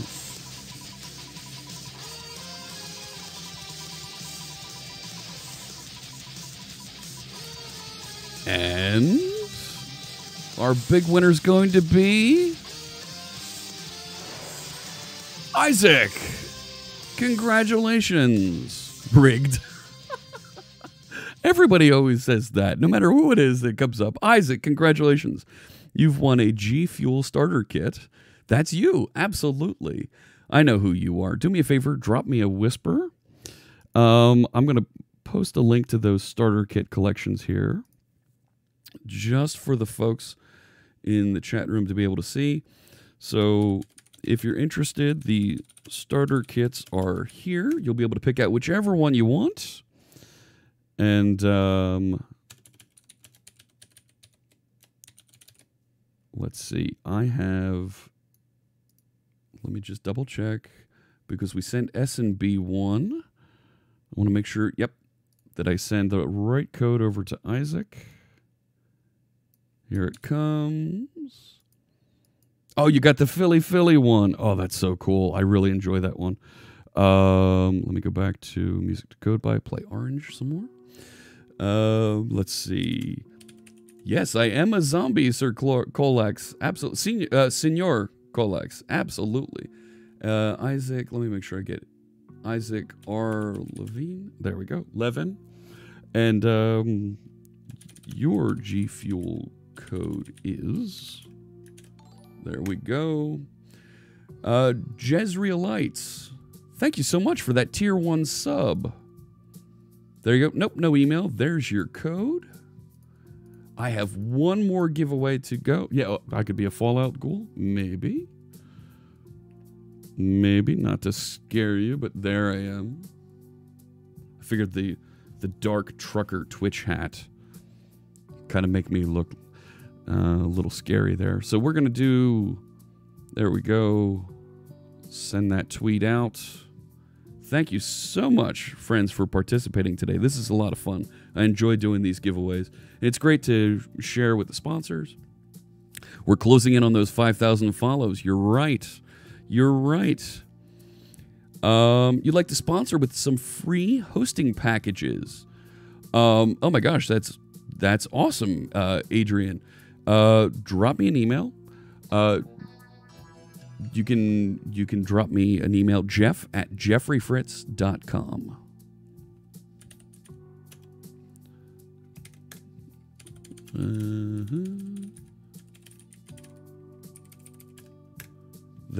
That'll reach me, and we can talk about what we'd like to do for hosting packages.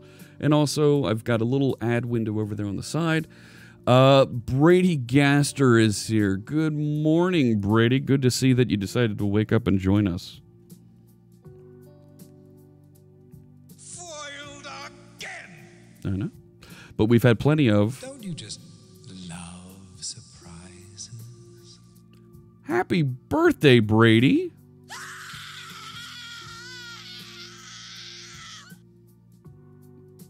That's you're kind of scary over there, dude. All right. So let's take a look. That's kind of cold. Brady's on the West Coast. No, Cam, no.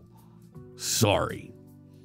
We've got friends that are over there in Europe, and they've been participating, and they're having a great time with us today as we've been working on and doing some fun Halloween-themed coding and deadlocks and dead code, zombie processes. It's been It's been fun. You're in Central and you can't make it into your office before 10. You know what'll wake you up there? I'm not going to keep going. I'm not going to keep saying so much about... I need to drink this side. No, wait, where is it? Where's the label? Oh, it's over there. I'm not going to be able to... How can I do it? There you go. That's better. All right, tally-ho, yes. I was looking for details on SignalR reconnects when he submitted a PR for exactly what I wanted. Sequel Mr. Magoo. Hang on. Stop the music, wait. So our friends over on the ASP.NET community stand-up yesterday were showing off all kinds of neat things from folks in the community that were writing blog articles and things, and they took a few minutes and were talking about how cool Sequel Mr. Magoo's Tetris written in Blazor is, and some of your other samples out there. Well done. Congratulations on a little bit of promotion over there with our friends on the ASP.NET community stand-up, having Damien and the ASP.NET team recognize you for the work you've done there.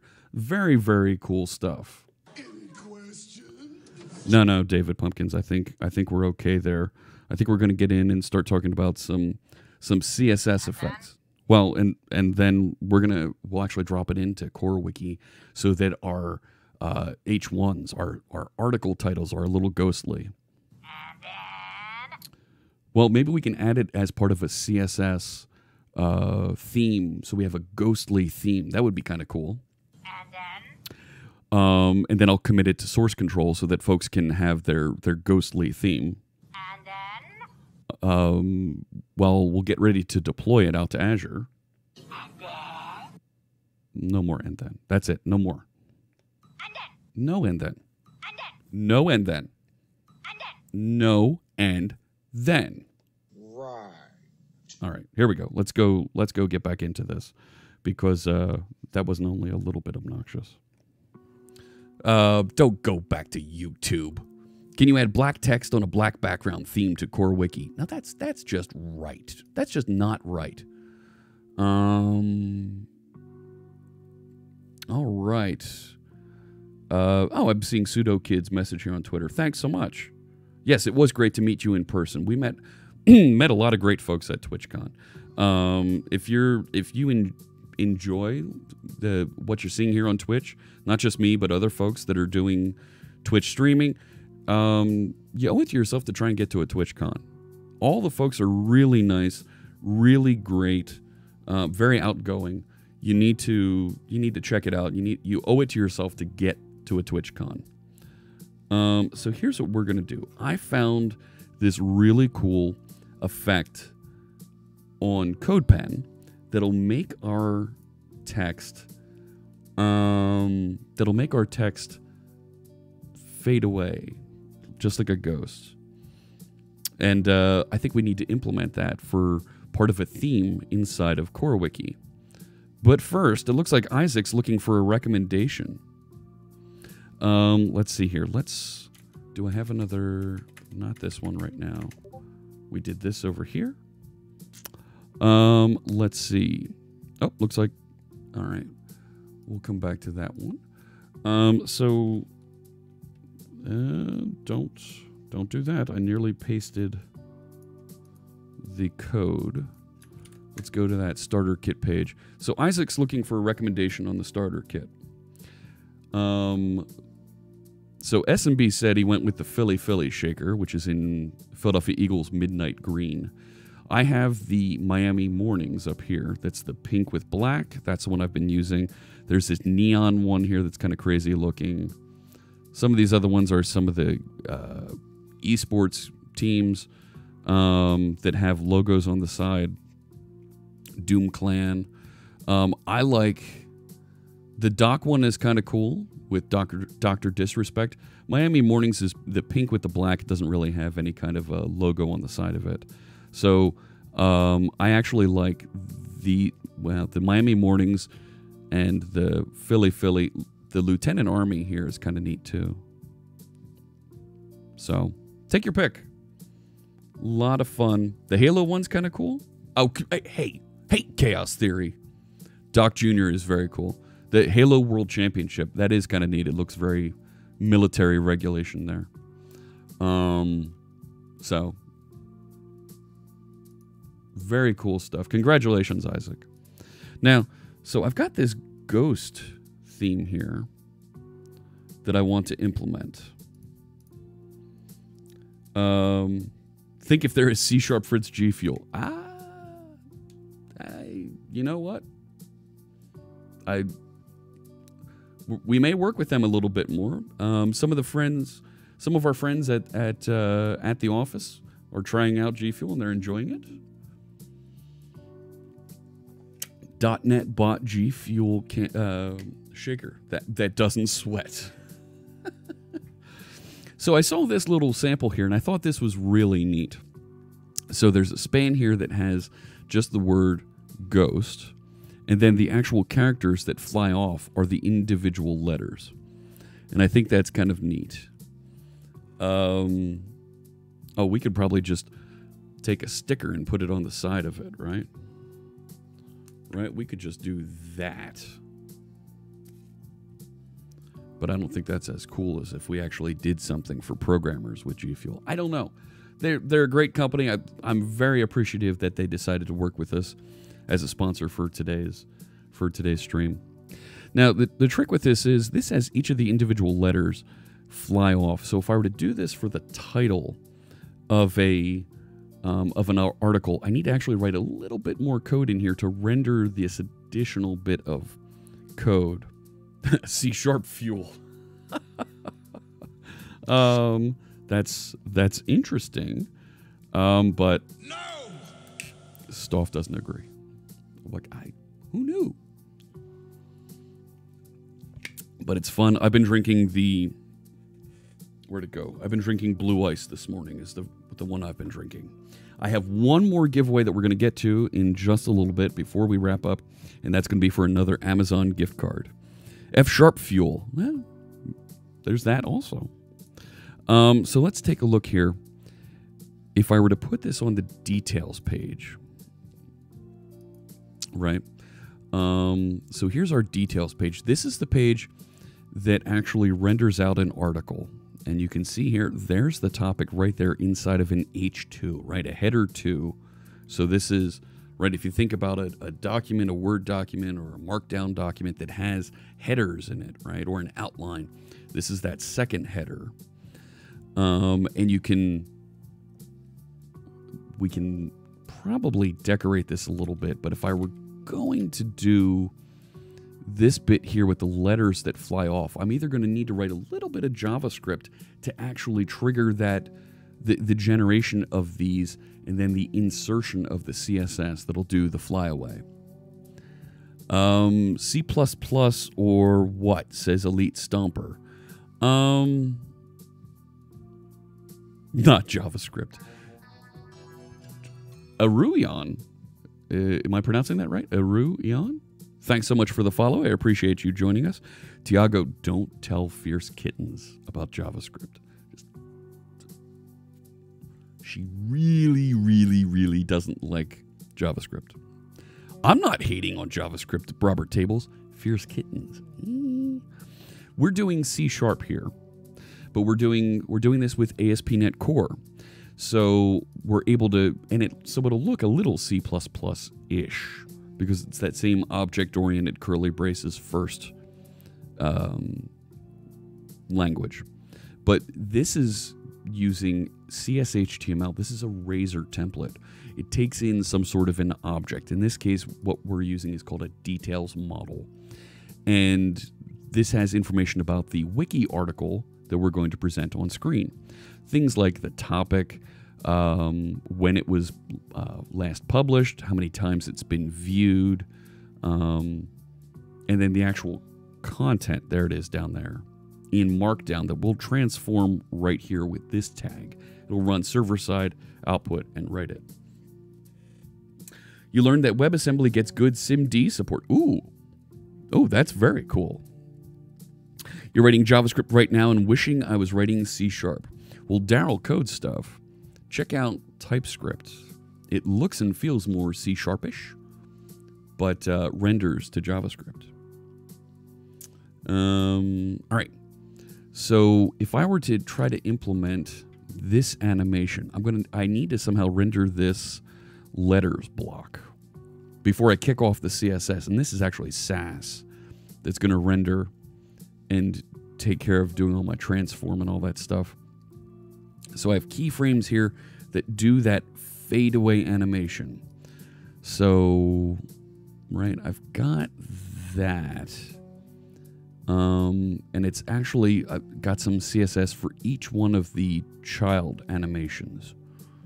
So that's going to be a little bit weird to render and calculate and figure out server side, unless we divide up, we figure, you know what, this is, right, this is 5 different options here.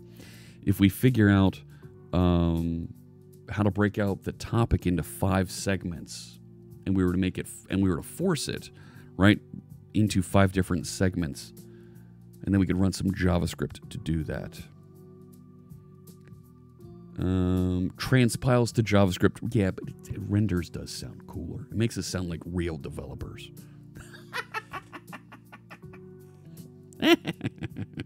There's even TypeScript to WebAssembly transpiler in the works, so you don't even need JavaScript. Nice. You went with Doom Clan, best kind of blue. Oh, that's kind of neat. Doing some serverless stuff, really missed typing. Oh, okay. Well, you can do serverless also with C# and some of those other languages as well. Go and whatnot. Little Dan45, thank you for the follow. So I think we need to write a little bit of JavaScript to do this, and then this CSS we should be, let's view the compiled. Right, so there's how it looks compiled. I don't really care about the body. But I think these bits down here, yeah, we're going to want to work with. Oh my gosh. Little Dan, thank you for bringing your Twitch Prime subscription. I will match that and we'll make a donation to Girl Develop It. And you're going to get access to the .NET bot emote anywhere you are here on Twitch. So, all right, so we need to figure out, this is the topic here. I feel like I want to put an ID on this so I know this is the topic title. Chaos Theory, thank you for the Twitch Prime subscription. You too are going to get access to the .NET bot, and we'll make a donation on. All right, so let's call this just topic so we can find it. Now, if I look at this, there's div ID word, div ID glitches. Do I need any of those? There's glitches.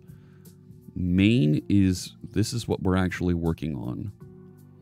And glitches is the positioning of it to do this. Forgot you got your Twitch Prime back. There you go. Terrific.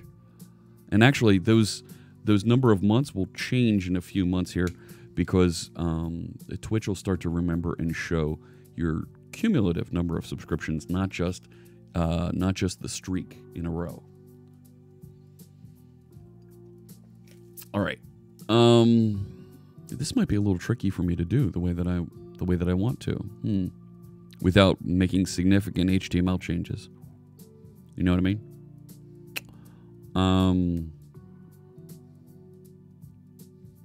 Right, it's going to be a little bit weird. Let's see what we can do to make this work. So, this goes away, and let's put this over here, that right there. So, glitches is the positioning of what's around this. So I wonder if I could just do that with the row. Even Brady Gaster has Twitch Prime. Well, yeah, he does. Of course he does. He's the Brady Gaster. All right. Let me put a div around this. Let's call this topic container. I don't want to call it glitches because I might use it for something else in the future. There we go. So I've got that now, and then I've got my topic. And now next to it is where I'm going to need to actually put the letters for these. Couldn't you just use some JavaScript? Yes, we will. We'll use some JavaScript to do this reformatting. Man, I look dark. Ooh. Ooh. But I wanted to use this CSS effect to do that fade away. I think that looks really, really cool. So if I were to do this, okay, we could put glitches in Core Wiki and call them bugs. G Fuel, we should call that Gaster Fuel. It's becoming Gaster Fuel, isn't it? So I have that in there. Let me go back over here. And our themes, there's theme dark. That gets compiled and it's sitting there. If I were to create another theme off of theme dark, right, let's copy this. Paste another one. Paste. And let's rename this to theme ghost.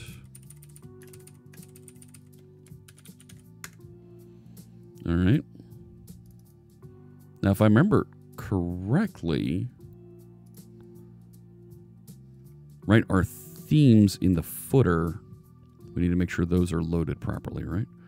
View imports, view start. Where's the layout? Shared? Theme partial, there it is. Right, there's all the JavaScript for it. There it is. Dark, vivid, rainbow fritz.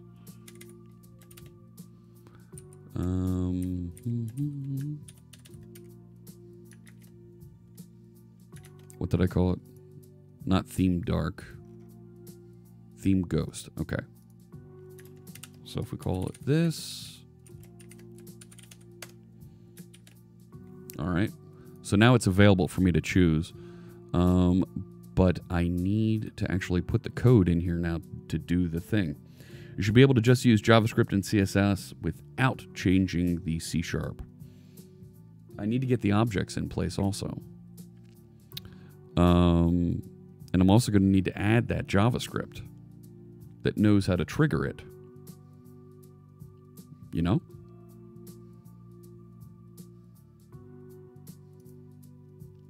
All right. Gaster Force is a new G Fuel, confirmed. It's just Brady on the canister. No.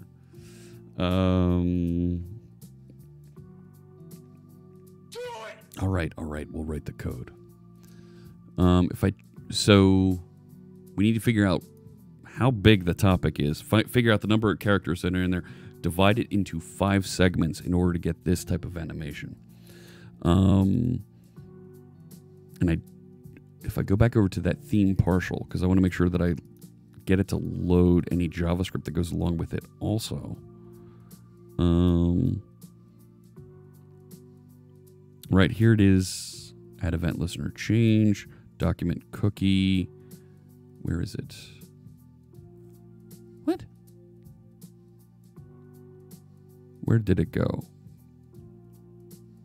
So we selected the theme. Yeah.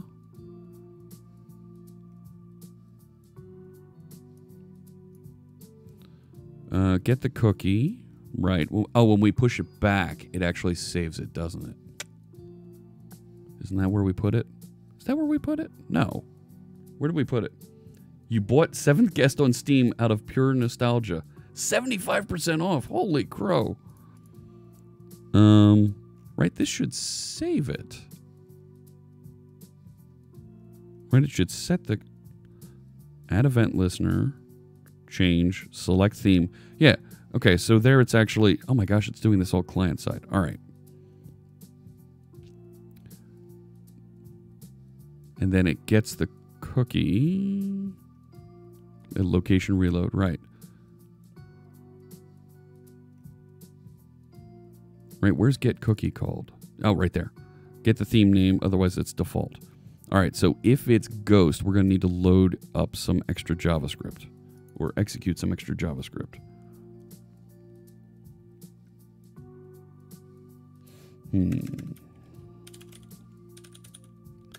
If theme name equals Ghost,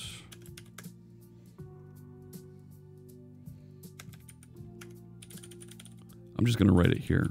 We'll figure out where to put it later. All right. And I'll put it down here because this is kind of separate. Function configure ghost. Could do with a wiki entry. It's totally non-obvious. You're right, SQL Mr. Magoo. And I'm not sure how much further I want to go into this because this is going to take me a little bit of time to build. You know what I mean? Right, because I need to split up the topic, into an appropriate number of characters. And that's going to be sitting here inside of topic. So var topic equals document get element by ID that dot, is it value or text?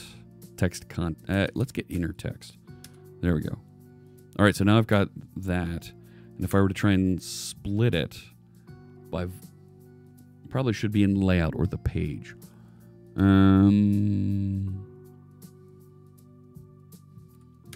Sure. I'm game with that.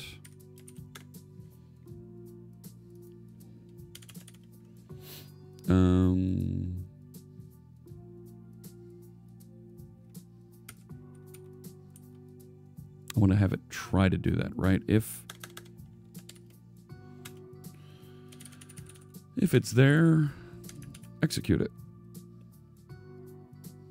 Go back over to here, and I should be able to do a script. There it is. Paste it in, and we're doing it here. How's that? Loading a separate JS file. Yeah, I just want to get this done. I want to get it built. I don't want to... We can move it to a separate JS file in a little bit. All right, so we've got the topic. So we need to split it up into 5 parts. So, so segment... I want to do a split. How do we do a split into 5 separate parts? Right, without saying... Oh, man, that's tricky, Mr. Magoo. Right, segment size equals...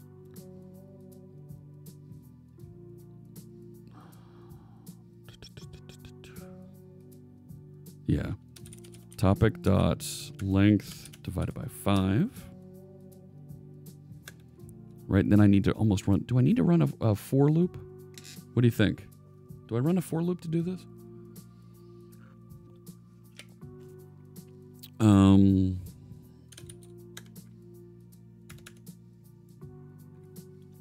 I less than topic dot length.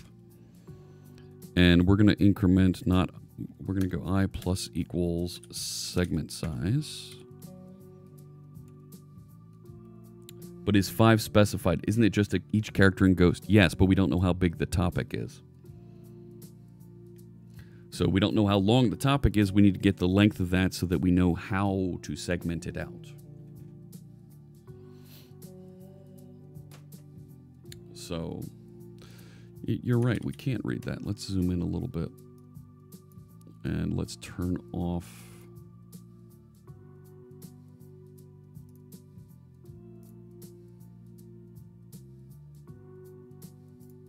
There we go. Is that a little bit better? I think it is.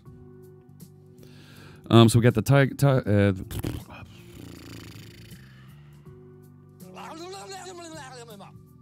we've got the topic length. We're going to increment by the segment size. So, each segment that we want to create inside of this new letters area. So we need to add a letters area next to the topic. All right. So we're going to say equals document, create element. Tag name is going to be a div.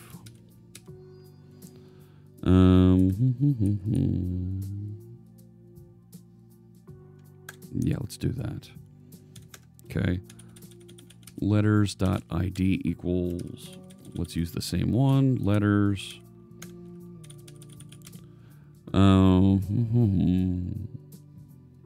we want to append this as a next to the topic. So document get element by ID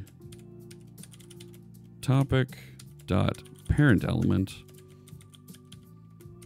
append child letters. Right, so now we've got that there. And then We'll ooh, just call me AD. What do you got there? Split large string into in-size chunks in JavaScript. Nice. Oh, perfect.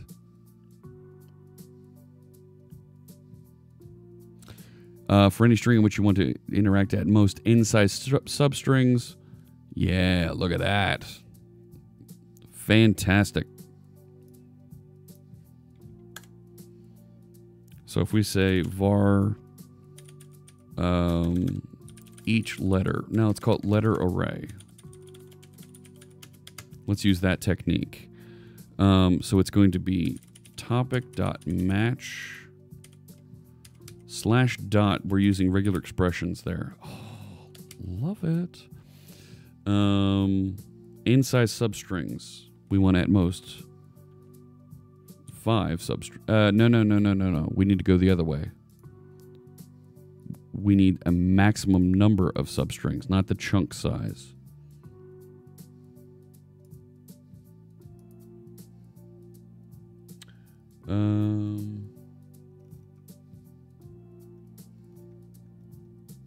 Charming. Yeah. Oh, I don't want to bring in another note package. That's not bad at all.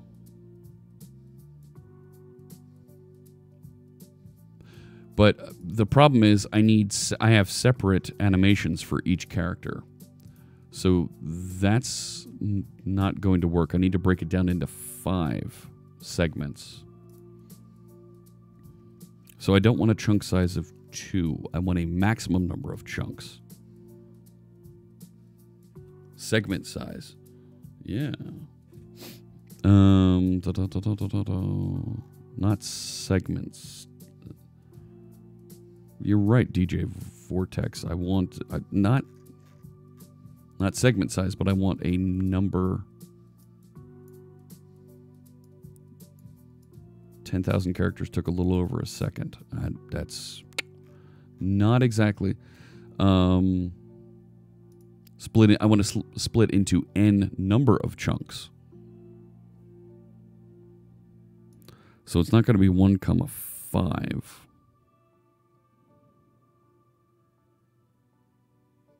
Can we do this with a regular expression? No. Oh, well, I could do 1 comma and then the segment size. Yeah, okay. Instead of that, I could do like this. So now I know so that I force a certain number of segments. Okay. We should do a, right, that's going to be number. So I should do a, right, can I do a floor on that? Sounds like a for loop. It sounds like, but I think. I think that'll get it, right? Right, JavaScript has a floor, doesn't it?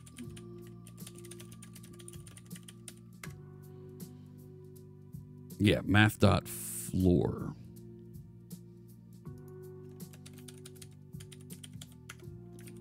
That's what I want. It's not number. All right, so now I've got that, and I'm going to say topic match on that segment size. So now I have the array. Oh, I forgot the /g on the end. Okay, good. I'll upvote that as a good. Happy Halloween. Gotta bounce. Catch you later, Brady. All right, so I've got the letter array. All right, so that'll give me those. Now I need to add those as separate span classes inside of my letters group. So now I'll do I'm going to do a for var I equals 0, I less than letter array dot length. And we'll just do this for loop real quick to say letter, new letter equals document create element, and this is a span.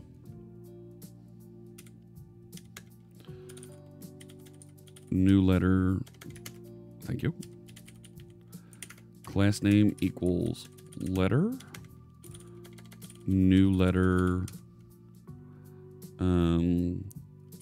inner text equals letter array I, so that we grab those letters, and then we need to add that into our letters object. And we'll pass in new letter. So now it should have added those elements into that letters collection. Now, before I add the actual animation, let's make sure it works. Know what I mean? Let me make sure one more thing inside of our startup here. I'm just going to force this to return false. And let's go to dev core wiki. One more core wiki down. .NET watch. Rev from LVD, thanks so much for the follow. I appreciate you joining us on this Halloween morning, in my case. Viking, doing things like this, I find using JS Fiddle to be helpful so I can validate the JavaScript as I'm writing it. Not a bad idea. Not a bad idea, but I think we're going to get very similar interaction here because I'm going to turn on browser link. Oh no. I thought we fixed this.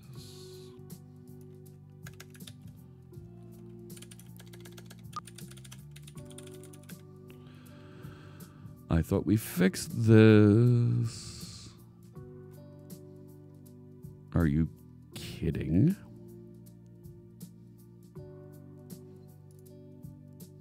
I'm really not happy that this bug came up.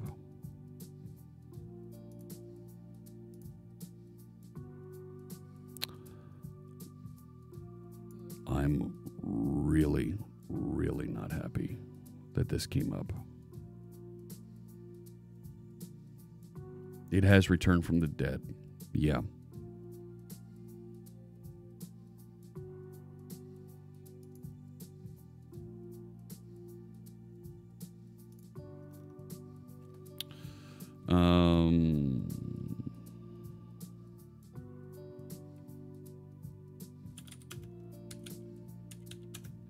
You won't like me when I get angry. No. I'm going to delete the obj and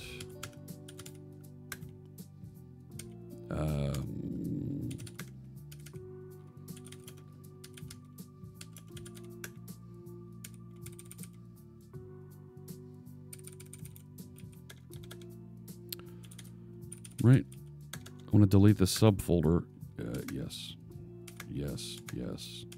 There's a quiet command to pass on to this. Dear God. I thought it was Q. That's what I'm thinking.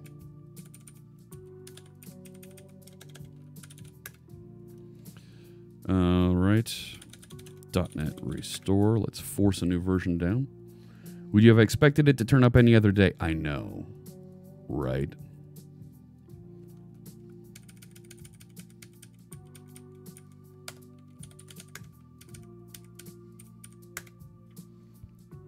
Pain in my neck. Throw me a frickin' bone here. I know. Come on. Do the thing. There we go. Fantastic. All right. Localhost 8081 back into CoreWiki. All right. Let me change this. Now there's Ghost. And I have my Ghost theme. Now it should be appending that object over here. Bootstrap site localhost here. All right, so we've got some JavaScript errors that's going to prevent anything from happening to start with. That feels bad. Moment is not defined. Dollar is not defined. What?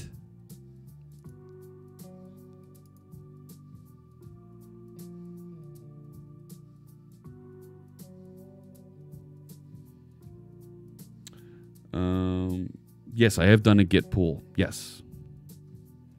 I was up to speed on that. Now we should have all of those references. There's jQuery, there's Bootstrap, there's Moment with locales. The scripts are there.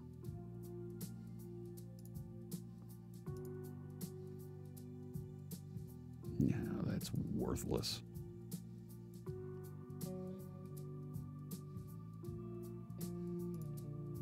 Right, and site.js is after the load of all that other stuff.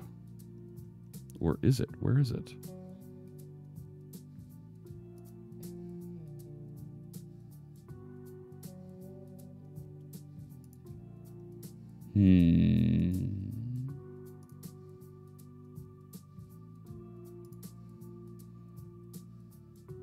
No. Why does site think moment is not defined? It's right there. You know what? Maybe I didn't... Let's take a quick look. I may not have done an npm install since we got over here. Got some good suggestions coming from the chat room. Very good suggestions. I'm not seeing any 404s coming through in it, but it did get moment.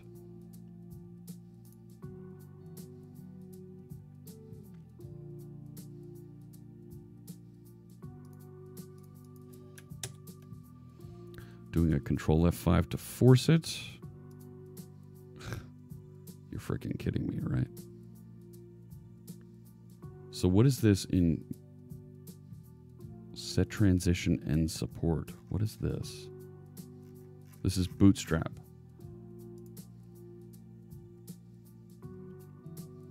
And it's not clear at all what this is. I am using libman. But it's finding it. It's actually seeing it loaded all of the files. Right? There's moments with locales and there's Bootstrap.js. Everything is loading. It's there. Well, wait, that's something. Why didn't jQuery find anything? Neither did Popper find anything.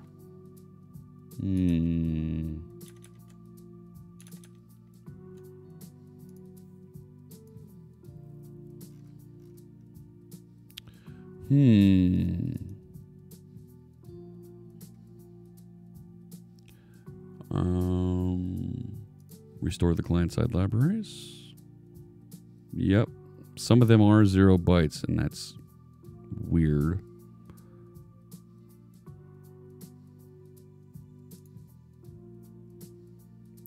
Popper, jQuery validate.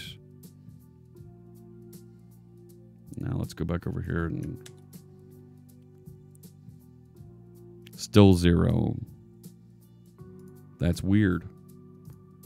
Why am I not getting that content?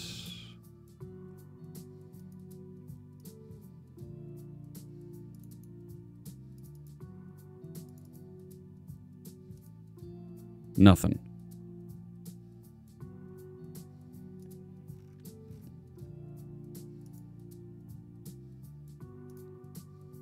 I mean, it's clearly telling me it's brought it down.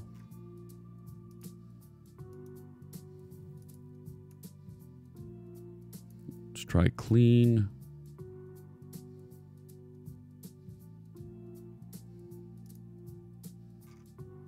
What's it doing? Okay, it deleted the libraries. Now let's try restoring it.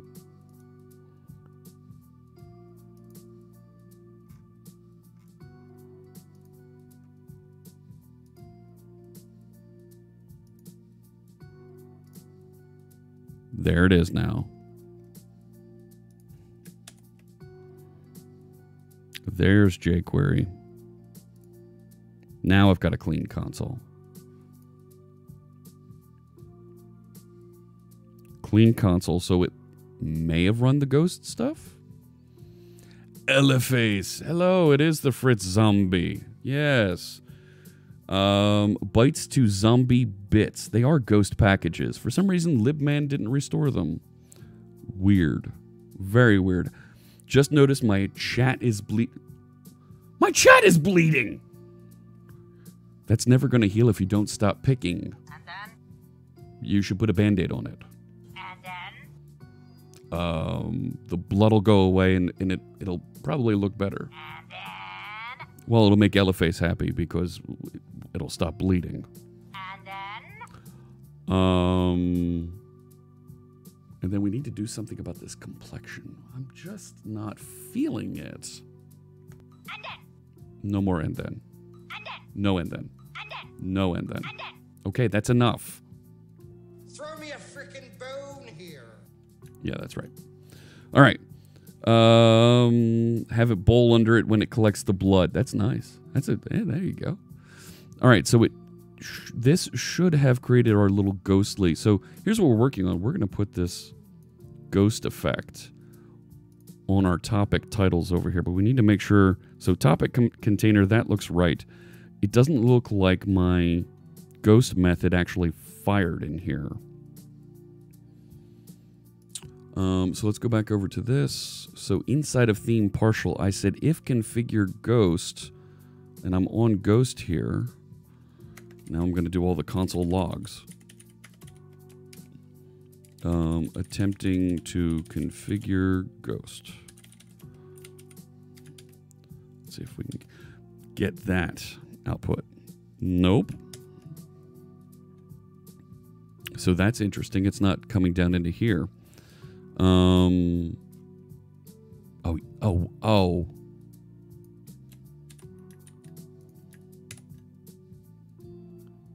That didn't work. Of course it didn't work. This guy sacrifices. I do sacrifice. I've got lots of sacrifice that I'm doing over here. Because we... Do it live! Right? All right. You didn't think it was going to be that easy, did you? No, I didn't.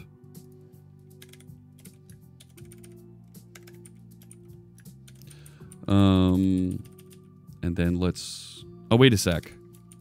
Oh my gosh.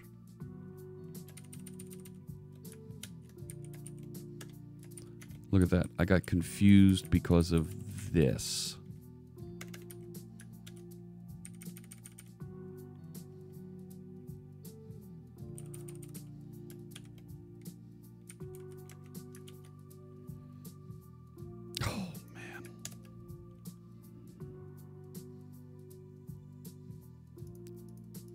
Where did I miss? Where?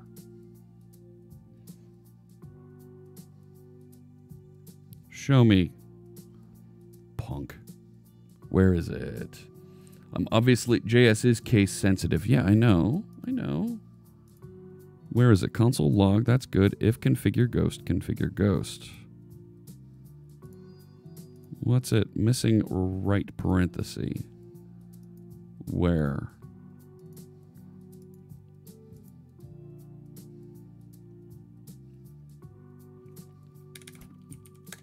I had too many curly braces. It still didn't output that console log attempting to configure Ghost. I mean, come on. What the heck?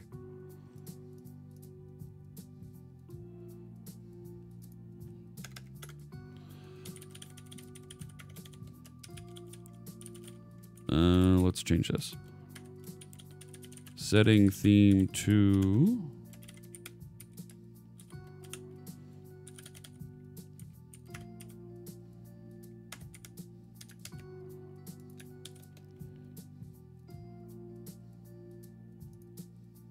theme. Oh, man.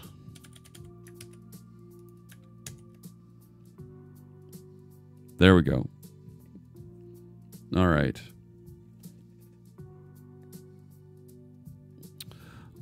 Configure Ghost is not defined. Well, it's... I'm doing an if on it. So it... Right? That should test to see if that theme, if that function exists. And it does on this page because it's right here. Right? If I... Yeah, I can call that directly right there. We'll figure that out in a second. But why don't I... Right, if I'm doing the if on this, it should work, right? If type of configure Ghost. Aha!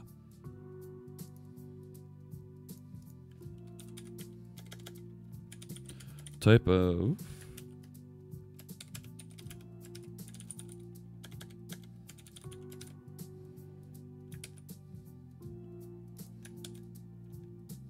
There we go. All right. Now we're moving, and it didn't throw the error either. If I inspect and go over this, so it still didn't add that stuff in. So now we're down into this, and it's actually executing through here.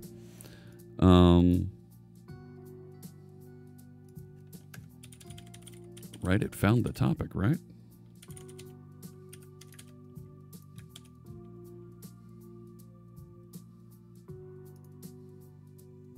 No, it didn't find the topic.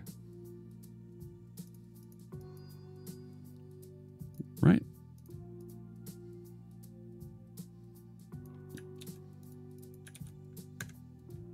Yeah. So it found that when I do this. Hey, Robert Tables. It should be double, not equals. All right, fine. I think we're good with that, though, because I'm down into here, but I'm not finding... Document get element by ID, topic inner text is not finding it. Right, when I run that... Right, we should have something here.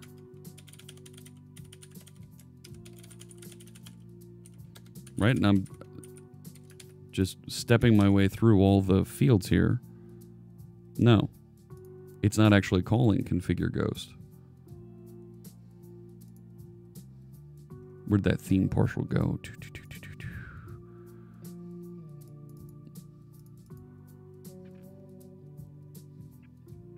So if it is not undefined, it should be calling it.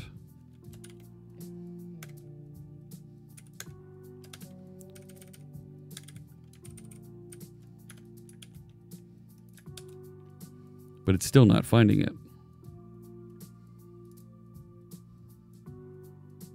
Take the undefined out of quotes. Well, now that undefined is a... There it is. Configure Ghost is not defined. No. No.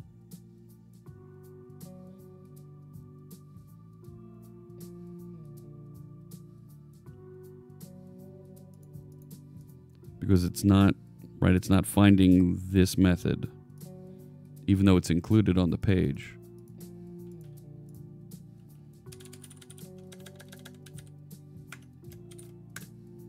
See?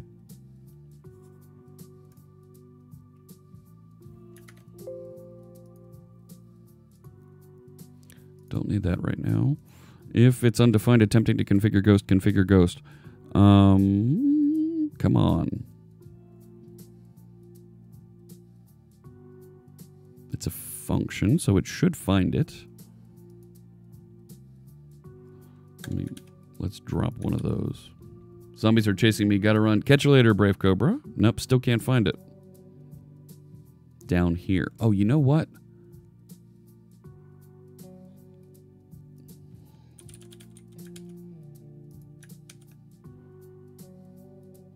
Oh, didn't find it. Huh, why isn't it finding it? I mean, it's seeing here.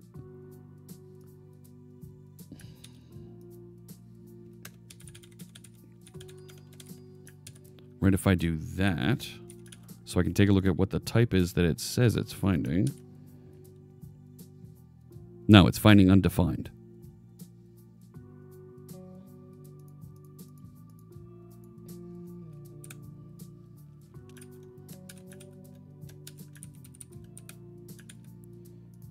Right, if I let it coalesce. Yeah, now it doesn't drop in there because it doesn't find it. Okay.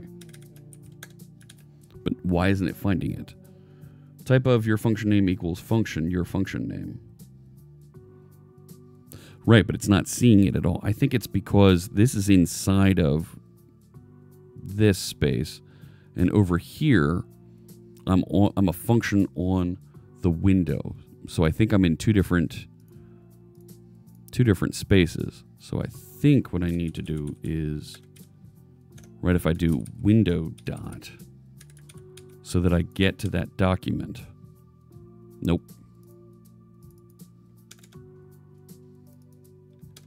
Right, it's hanging off of it. Two different JavaScript files. Exactly.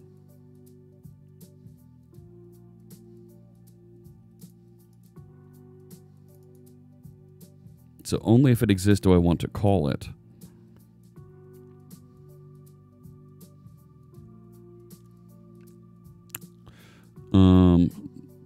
Doesn't matter if it's in two different files. Gets me every time. Yeah.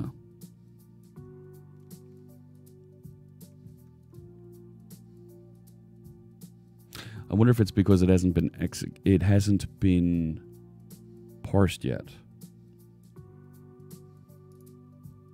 Right, because this is just a bare, well, it's a bare function sitting there. It should be seen. It should be visible to it.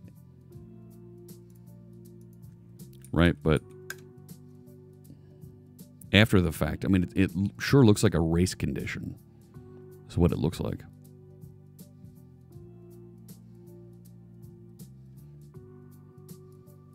I don't want to do a Windows set timeout. That's going to get me into an ugly loop to try and figure this out. What do we think, chat room? How do I jump from the one file to the other? Is it...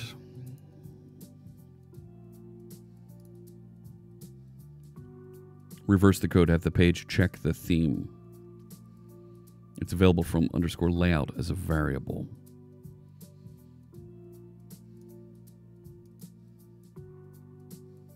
Is it?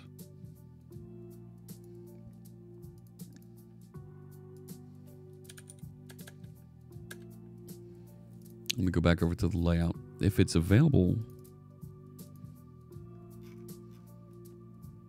theme name.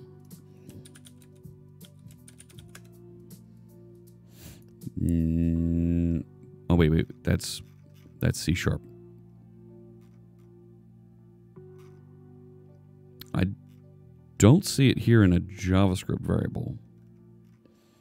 In the theme partial,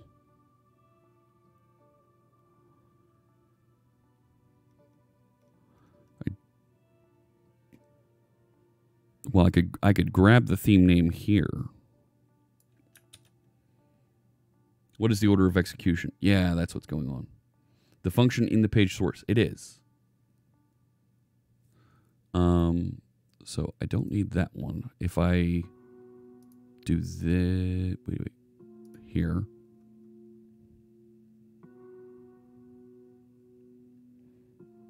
So let me come back to this one. Let me just drop some values here as I pull them out.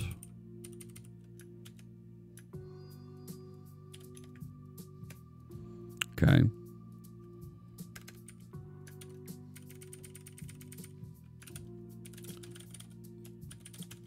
Theme name equals that. If theme name equals this.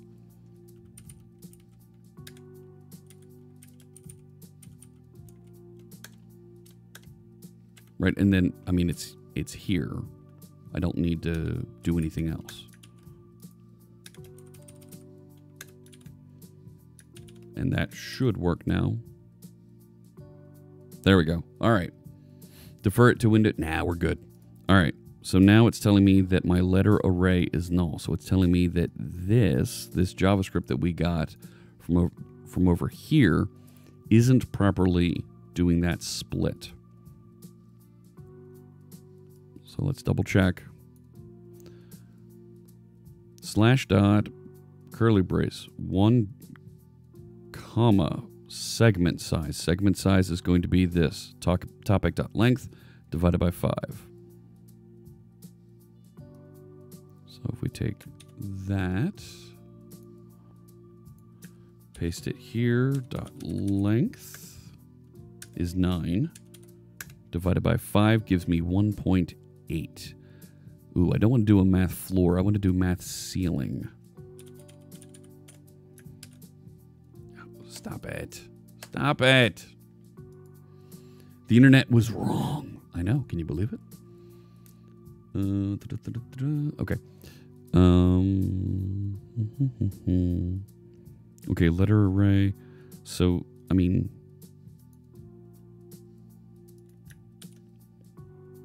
it's still null. It's telling me that topic match, right? That's string.match, and it should break it out because it's going to go 1 comma 2. Let's tell you what. Let's just hard code that to 2 to see if it works. Okay. Math.ceiling is not a function. Math. What?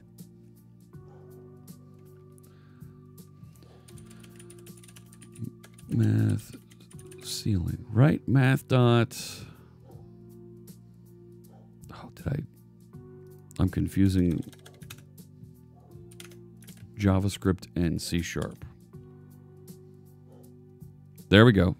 So it didn't interpret the segment size properly. It didn't think that was a value. So I'm going to have to, in building this regular expression, I'm going to have to put that value in there. I'm going to need to concatenate it into the regular expression. That's weird. Yeah, I like that. New regular expression, like this.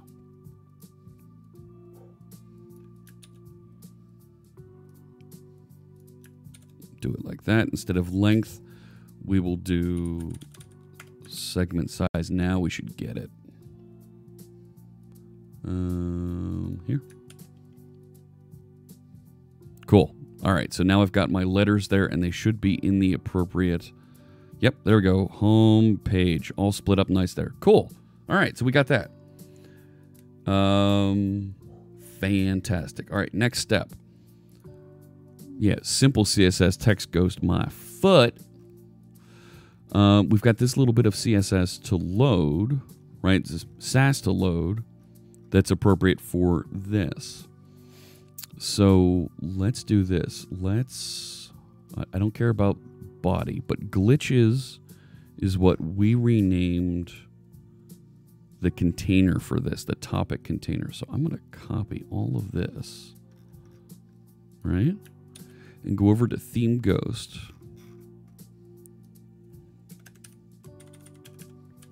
Ghost effect. Right, paste that in. So glitches we instead called topic container. Main is that which we call topic, but the color is not white, it's black. Fade, okay, letters, color is black. Okay, each one of the letters is going to do their fade deal.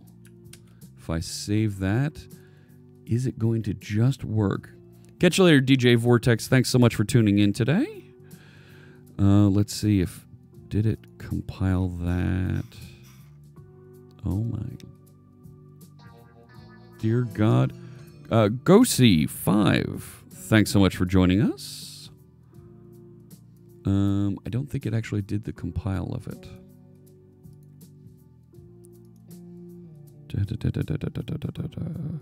No.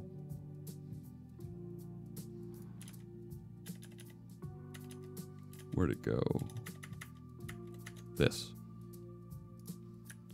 Let's see if it actually works. No. Oh wait, this is on Ghost, so I was right to use to have the white. Oh man. All right, hang on. Change that back to white. White. White. But the other thing to note is it didn't parse and update the CSS file. It didn't rebuild it for me. Right? Is it libman that's doing that parse and rebuild? I can't remember.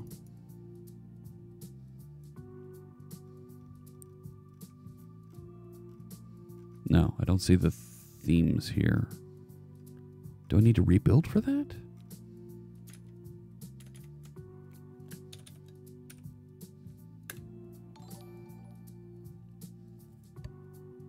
Hey, Cam does cool stuff. Thanks so much for the subscription. Bring in your Twitch Prime.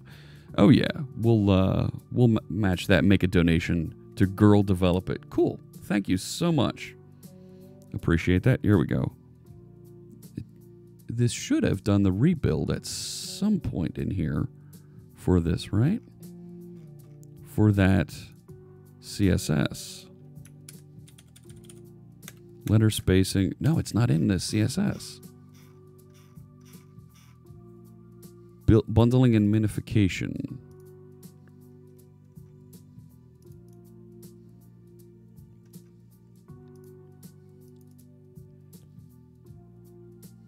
Yeah, where the heck is that? That was in bundle config. I should be able to rerun that. Site minify source map. I don't know if it's doing that in here. No. We've got too many things wired up that do too many different. So that's bundle config compiler.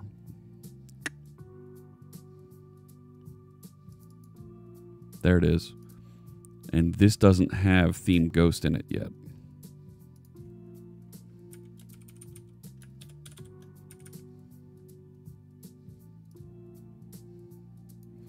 Which comes back to the comment earlier. We need a way defined for how to do these. So now if I check back.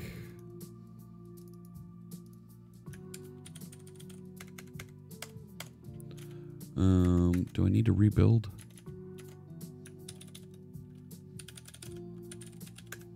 Do I force the build so I can see that happen?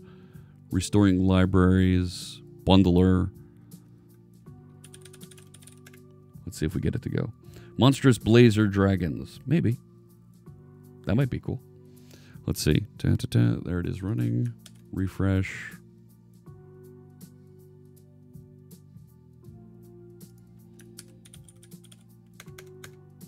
Nope, doesn't see it.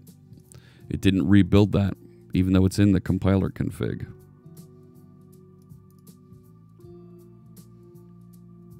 Right, theme ghost CSS and theme ghost SCSS. Let's see, if I delete this, doesn't it just rebuild it?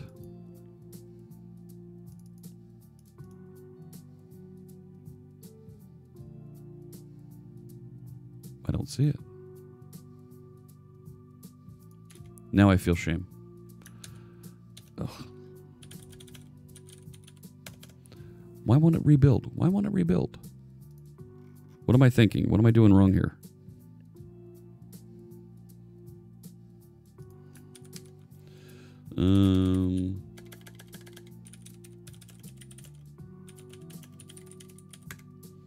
Come on now.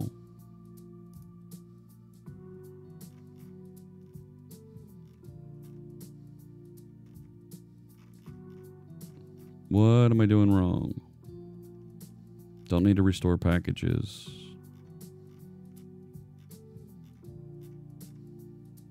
You need the add-in from Matt.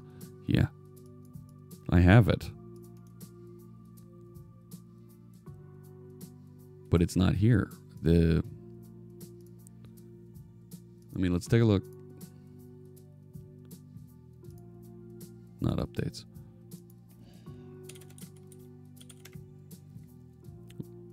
Are you kidding? All right, you're right. I didn't have it. Let it install. Oh. Take a little break, freshen up. Yeah, right. We're almost done here.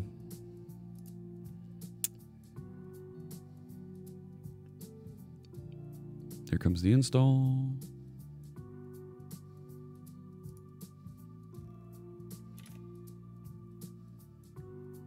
Don't need that. Or that, or that, or that. I'll leave that one running.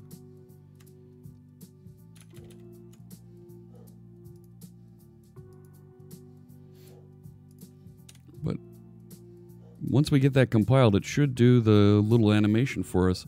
I think I need to fix the width of that div that's wrapping it so that it opens up the full size. And then we'll be in great shape. And we'll call it a day there. Wow, I went a lot over. Go back to this. Core Wiki. Come on. Come on, come on, come on, come on, come on, come on, come on.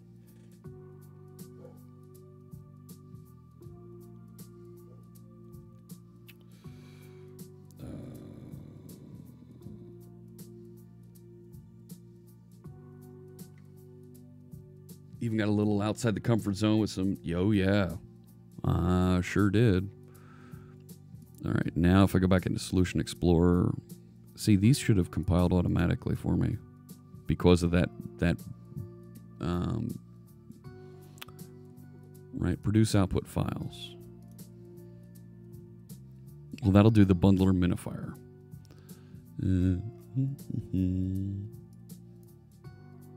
Oh, come on, man. What are you doing, Visual Studio? Yeah, web compiler. Really? Thank you. Recompile file. Hey, Garmbreak1, thanks so much for the follow. What have I worked on today? Oh my gosh. All kinds of stuff. The Crafting Bunny, thank you for the follow. Oh my gosh, look at this. Look at the follow train here. Oh my good Lord. Bed Mama Jama of 3. Thank you for the follow. Yeah, it's not recompiling here. And I think we already had Garmbreak1. Thank you for that.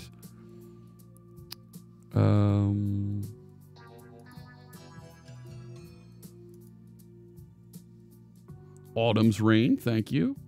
Oh my God. Oh my gosh.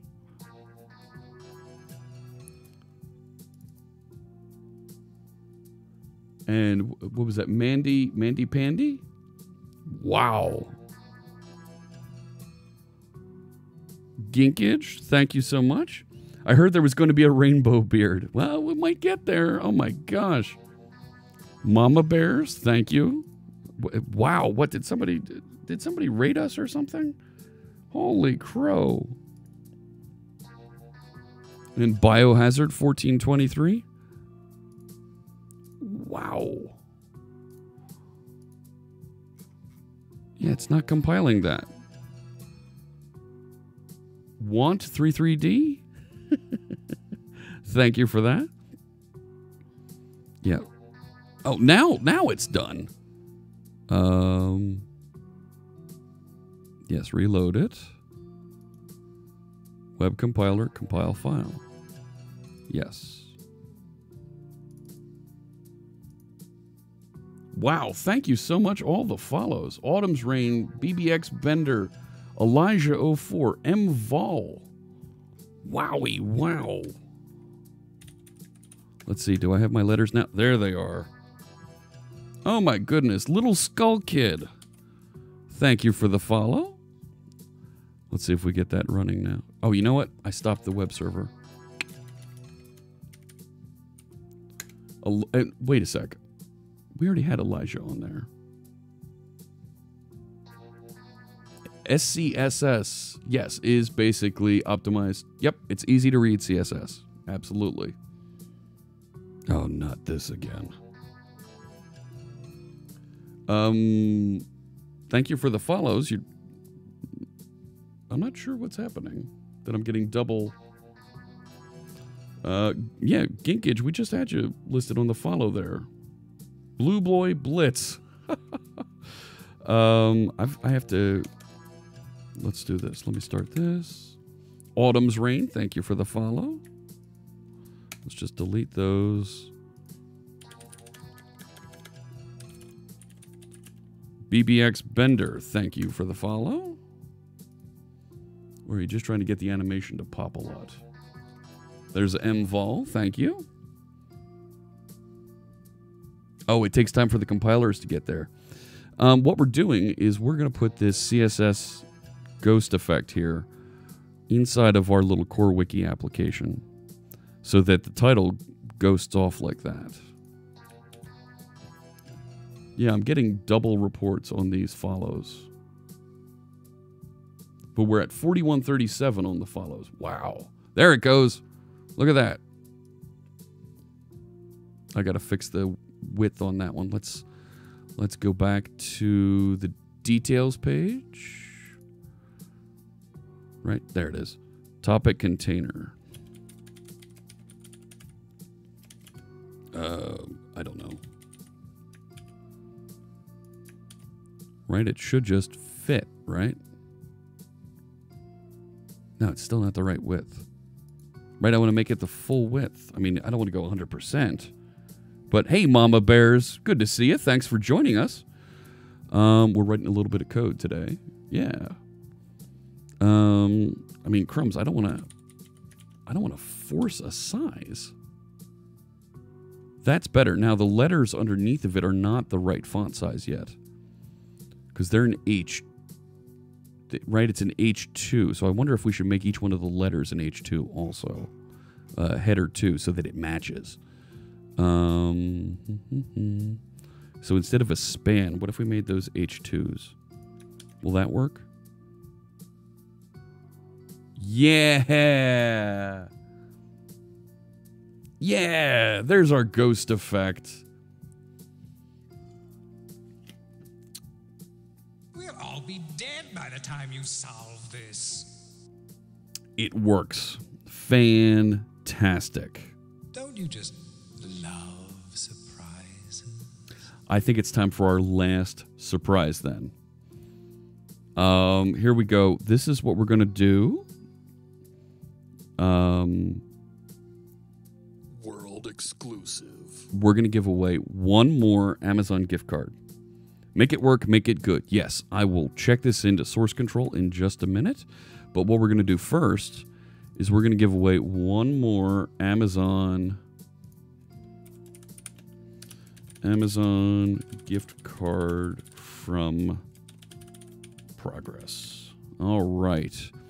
I'm going to clear out the participants list. I'm going to give you 1 minute. 1 minute. To go ahead and key in anything you'd like there in the chat room. Just something so that the bot recognizes you. And we'll add you into the list. Anything you'd like, and it'll get you into the raffle for the last Amazon gift card. This is a $50 gift card, courtesy of our friends at Progress Software. They make things like the Telerik controls, Kendo UI, and the Kendo UI JavaScript libraries. So you can absolutely get your hands on those tools. Check them out at progress.com. And big thanks to those folks for helping us out here on our Halloween stream. Oh my gosh, more followers. Triton36, Game Deal 2002. Thank you so much for the follows. I'm waiting for my follower count there to change. Bazoo Hat, thank you for the follow. 4137 is the number that we're seeing. And that's my timer. Thank you so much for the follows. I really appreciate that. I'm going to kick out the bots here, make sure. Oh, even MJ Eaton is still hanging around. All right, here we go. Let's see who can win an Amazon gift card from Progress. I've only got 40 people entered in. Only 40? All right, here we go.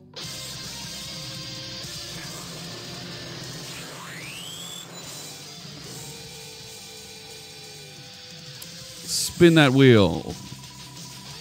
Coming around. Lurkers and bots. Yeah. Oh, yeah. Going. Oh, Elliface is still in there. But this time it's going to be... Is it Turrican? Big winner. Turrican, you've won an Amazon gift card from our friends at Progress. Look at that. Let's send that tweet out there. Terrific. Turrican, here's what I'm going to ask you to do.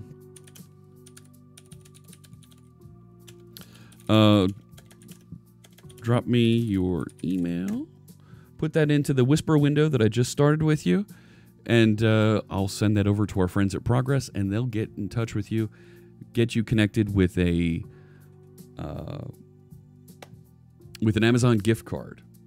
All right, congratulations to Turrican, and we tweeted that out real quick.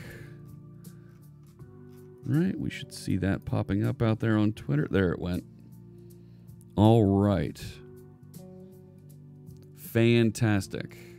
I am thrilled that all of you joined me here today.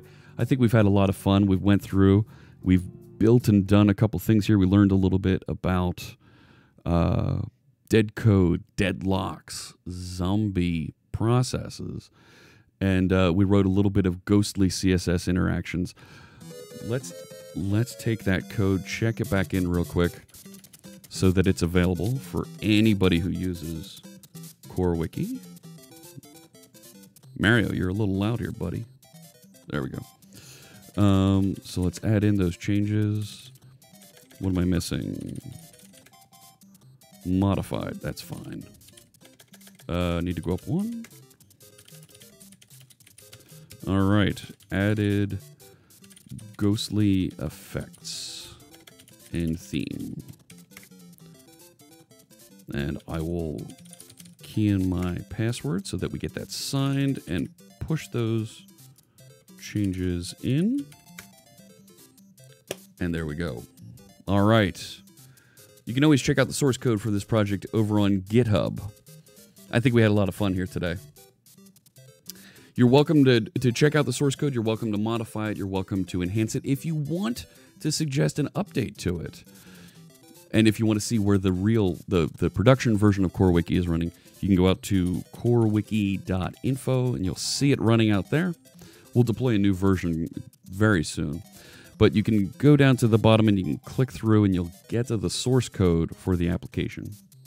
There it is, right there on GitHub. We work on GitHub. We work on GitHub all the time. CoreWiki is updated and maintained by us here on stream and by, of course, our pair programmers like you that are watching.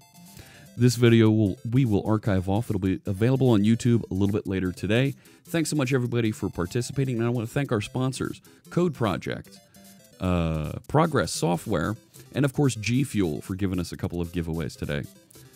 Thanks so much, everybody, for watching. This has been a lot of fun. I really appreciate you joining.